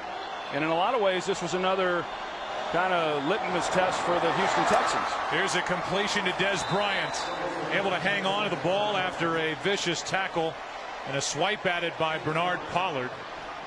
And another completion, this time of 5 yards on 4th and 2. You know, the one thing is that, you know, looking at Houston defensively, that secondary is going to have to grow up in a hurry, and they're dependent on a lot of young guys. And before that happens, they've got to be able to get some help then from their front seven in getting pressure on the quarterback. And, you know, Mario Williams, as good as he was last week on Donovan McNabb, you know, he just was not a factor in this game. Here's Barber. If you go back to the first game in franchise history for the Houston Texans, their first victory, September 8th, 2002, and it was David Carr in one of his highlights as he started out well, and now he is a backup. A 19-10 win over the Dallas Cowboys as they christened this stadium for the Texans. Then if you roll the clock forward, it's kind of ironic that Tony Romo got his first NFL action against Houston in a 34-6 Dallas win in Dallas in relief of Drew Bledsoe. And it's been Tony Romo's job from the halftime of the following game on.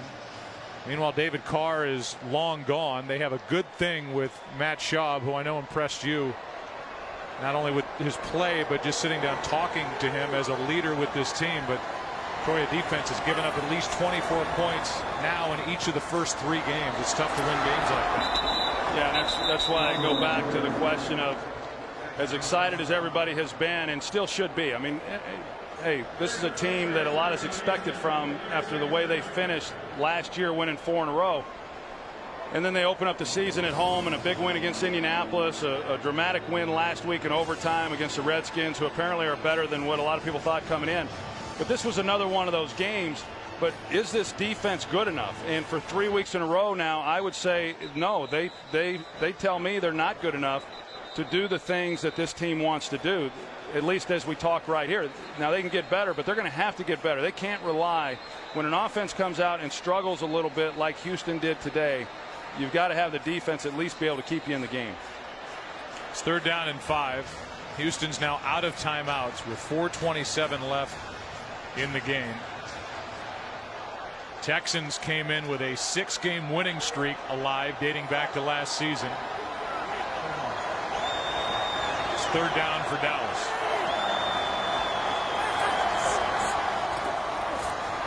Barber goes nowhere. The ball comes out. And Romo gets on top of it back at the 26. Loss of 1. Pollard was the first one there for Houston. Well, Pollard, you see, I mean, he's just going right for the ball. It's the only chance the Texans have right now of getting back into this. And pretty heady play there by Tony Romo, alertly staying with the play and then falling on the ball. So the clock will continue to wind. And Chris Peasy in a very important moment in the career of Troy Aikman. Take a look. Your rookie year, you were 0-11 as a starter, and you threw 18 interceptions. Yeah. I don't have a question. I just wanted to remind you. Yeah. Thank you. That's on Cubed this Thursday. Lunch with benefits, part of what you can find on your desktop at foxsports.com on MSN. That was just a little sampler of things to come. That's not the whole thing? No, that was just a piece of it. That's just like the appetizer right there. Really? You got to tune in for the entree. It gets better. It does? Hey, I don't know how, but it does. I mean, you'd think that that's as good as it gets, but it actually gets a lot better. Well, there you go. You've been on the Tonight Show. You've been on Letterman. You've done it all. And now I've been on with Peasy. Slice right? and Peasy. Have you been on? I have. You sound excited. Well, we didn't really get that much airtime promoting it. So you're upset? For you. No, I'm not upset. A little bit. A little stating upset. facts. Here's a 40-yard try by David Beeler to make it 27-6. See if he can go 2 for 2. Shows off his big leg. He's got plenty of distance. It's been the direction that's the problem the first 2 weeks, not today. He's hit from 49 and now 40. And that makes it a 21-point game. Well, I think there's a lot of things to feel good about for the Dallas Cowboys coming out of this game, but David Beeler having the day that he had today is probably right near the top of that list. You know, these games today, as close as they are, and oftentimes coming down, as the Cowboys can attest to the first 2 weeks, come down to that. And now Colombo decides to come up and give him a little chest bump. But Beeler can handle that. I talked about that a little bit earlier. This guy's not your typical kicker. Playing linebacker, whatever he did, played linebacker some over in college, and I think he's volunteered. He ran down kickoffs in the past when he wasn't the kickoff guy. He wanted to be on the punt team. You know, yeah. Good for him. Yeah, why not? Well, last year he was kind of an extra piece and somebody who led the league in touchbacks. He doesn't have a touchback yet. He does have 4 tackles on kickoffs. And now today 2 for 2. He's hit from 49 and now 40. Well, if he doesn't get a touchback here, keep an eye on him. He might have 5 tackles. Well, let's see. Slayton will return it eventually after dribbling it for a while, and Slayton is ripped to the ground by Victor Butler. How about an 0-2 start? That's where the Cowboys were coming in. The 93 Cowboys lost their first 2 games of the season. Emmitt Smith was holding out, came back, and won their next 7 games and ended up 12-4 on the season, and then beat the Bills in Super Bowl 28. Those were the days. Look at that face. A young Troy Aikman had the world by the tail. Well, and we've seen other teams come back from those types of deficits since then and go on and win championships also. This one is incomplete for Owen Daniels. Now you're a broadcaster. Yeah. Huh? How great is that? Oh, it's highlight. It's the best. Best thing that's ever happened to me, Joe. Really? Not only being a broadcaster, but then being broadcaster right alongside you. You know, 3 Super Bowls led to this moment for you, and I knew there'd be something in the fact of having won a few championships, that something good would come out of that. And well, yeah. Now I know. Huh? Can't get away from it every time I'm around you. Wonder which ring I'll wear this week. There's Walter making a catch, or actually, no, that's David Anderson. And David Anderson will bet you pennies to peanuts that he's ready to get in there and make something happen for this Houston offense. Now to the near side for Jacoby Jones, and a gain of 5. David Anderson kind of kidding around. He's a special teams guy for Houston, and somebody who likes to have a lot of fun. Now getting a chance. They're not going to run Andre Johnson back out there and test that ankle anymore as they trail by 21. Here's Foster, and that's Brady James making the play. Arian Foster good for 4 yards. Well, I think Houston definitely has some really good things in place offensively, and a lot of these guys obviously returning from last year's unit. And you know, we talked about Arian Foster throughout this game, and you know what he has meant to this unit running the football. And you know, for a group that struggled so much last year doing that and had so much success week 1, I think the jury was still kind of out. But this looks like it's going to be a unit that can run the ball fairly well all year. Passes out of the reach of Walter. The Houston Texans with a penalty flag down on the field back at the 40. Offside, number 94 defense lined up in the neutral zone. 5-yard penalty. Repeat second down. That's DeMarcus Ware, who has been credited, by the way, with 3 sacks in this game, looking for number 4. The Houston Texans next are at Oakland, and at home against the Giants, at home against Kansas City in their bye week. The Cowboys have their bye week coming up next, and then host Tennessee. Here's Slayton, and Slayton with plenty of room to run to the 40.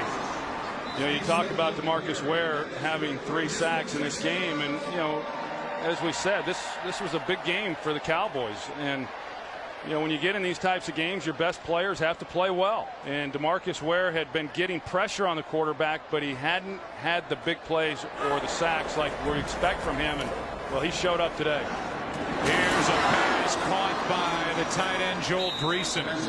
Bounces off a couple of would-be tacklers, good for 18 yards. And we're at the 2-minute warning here in Houston. Texans are staring at their first loss here in 2010. Today's game on Fox is sponsored by AT&T.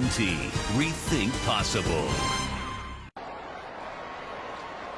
The bye week is next for the Dallas Cowboys. Then there are the next 4 games,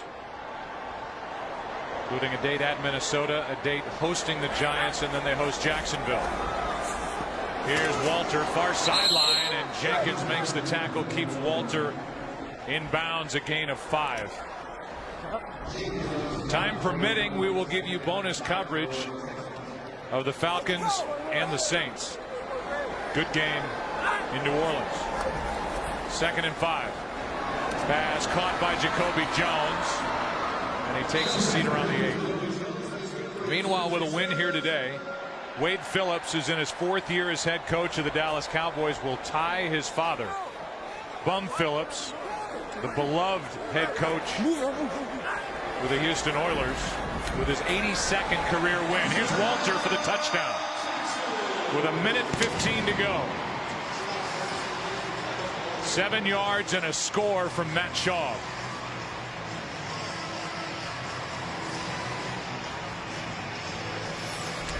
You know, the Texans coming in with this last possession here had under 300 yards of total offense. You know, you get in these situations defensively, you're playing things a little bit differently. Offenses obviously are still throwing the ball and trying to move it and score points, and so the numbers get a little bit skewed. But this has been a Dallas defense that, going back to really week 3 last year, has been hard to move the football against. Not many people creating many yards against this unit.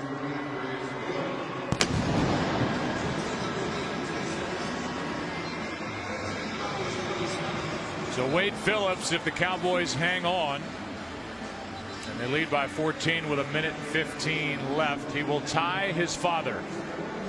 His 82nd career head coaching win in the NFL, and who can forget that legendary shadow? He is still beloved in these parts. 55-35 record with the Oilers. There's a young Wade Phillips who was with him, coordinating the defense with the New Orleans Saints, which is where Bum ended his coaching career in 1985. Led the Oilers to 2 AFC championship games, lost to the Steelers in both. And for Wade Phillips, this was one that the Cowboys needed. Meanwhile, Bum is 86 years old, lives in Texas, wife Debbie. Gary Kubiak was Bum Phillips' ball boy for a short while here in Houston, back with the Oilers, and Bum was quoted as saying, "I can't lose." There's Wes Phillips, Wade's son, who's an offensive assistant for the Dallas Cowboys. Bum said, "I can't lose. It's my son taking on my favorite city." Yeah, he loves the city of Houston, no question. And the onside kick went off Bennett and may have been recovered by Houston. If it is, it adds a little bit of intrigue, but remember, Houston's out of timeouts and the Texans have it. And there is David Anderson coming away with a football. Well, Martellus Bennett had an easy opportunity. I mean, that's the bounce that you hope that you get. It's high in the air. You get a chance to come into it and cradle it and make the catch and then protect yourself. He just failed to make the catch. So the Texans get the onside kick, but they have to get down the field 2 times with no timeouts and get it into the end zone. With 1:13 now remaining. So a little bit of drama left in this game. And you talk about Bum Phillips. Boy, those were some great years here in Houston. The Love You Blue and Bum Phillips roaming the sidelines with the cowboy hat. Here is a pass nearly picked off by Brooking. Intended for Owen Daniels. It could have been the 3rd takeaway by this Dallas defense, having picked up none in the first 2 games. And the one turnover, I think, that that Dallas got when they got the interception by Michael Jenkins, Dallas had to start that drive excuse me, on the 10-yard line, had to go 90 yards, and they did it. And I thought that was the drive there that really broke the back of the Texans. Now on 2nd and 10, Schaub over the middle, pass caught by Walter, but now the Texans have to hurry up, get to the line. Under a minute to play. 22 yards to Kevin Walter.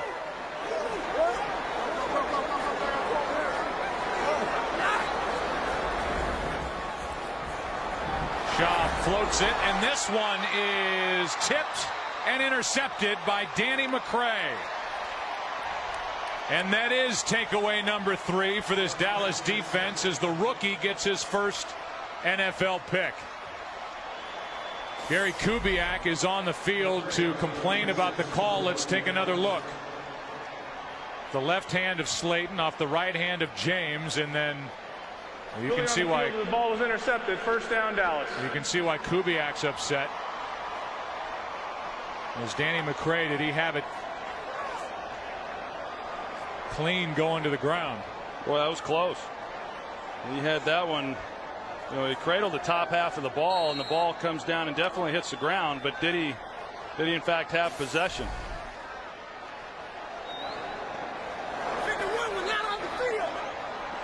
And now the Cowboys snap it. So any thoughts about reviewing that are gone. And the game clock and the play clock are just a little bit off. There's a little more time left on the game clock, so they'll have to snap it again. Here are the closing points for Houston. The offense sputters, no doubt.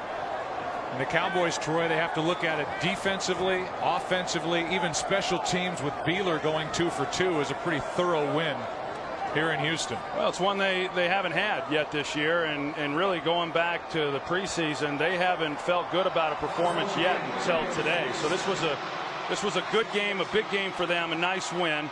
They get a chance to lick some wounds and come back after that against a pretty tough part of their schedule. Officials let that little time difference slip. That was the last snap. We'll come back and wrap up our day after this.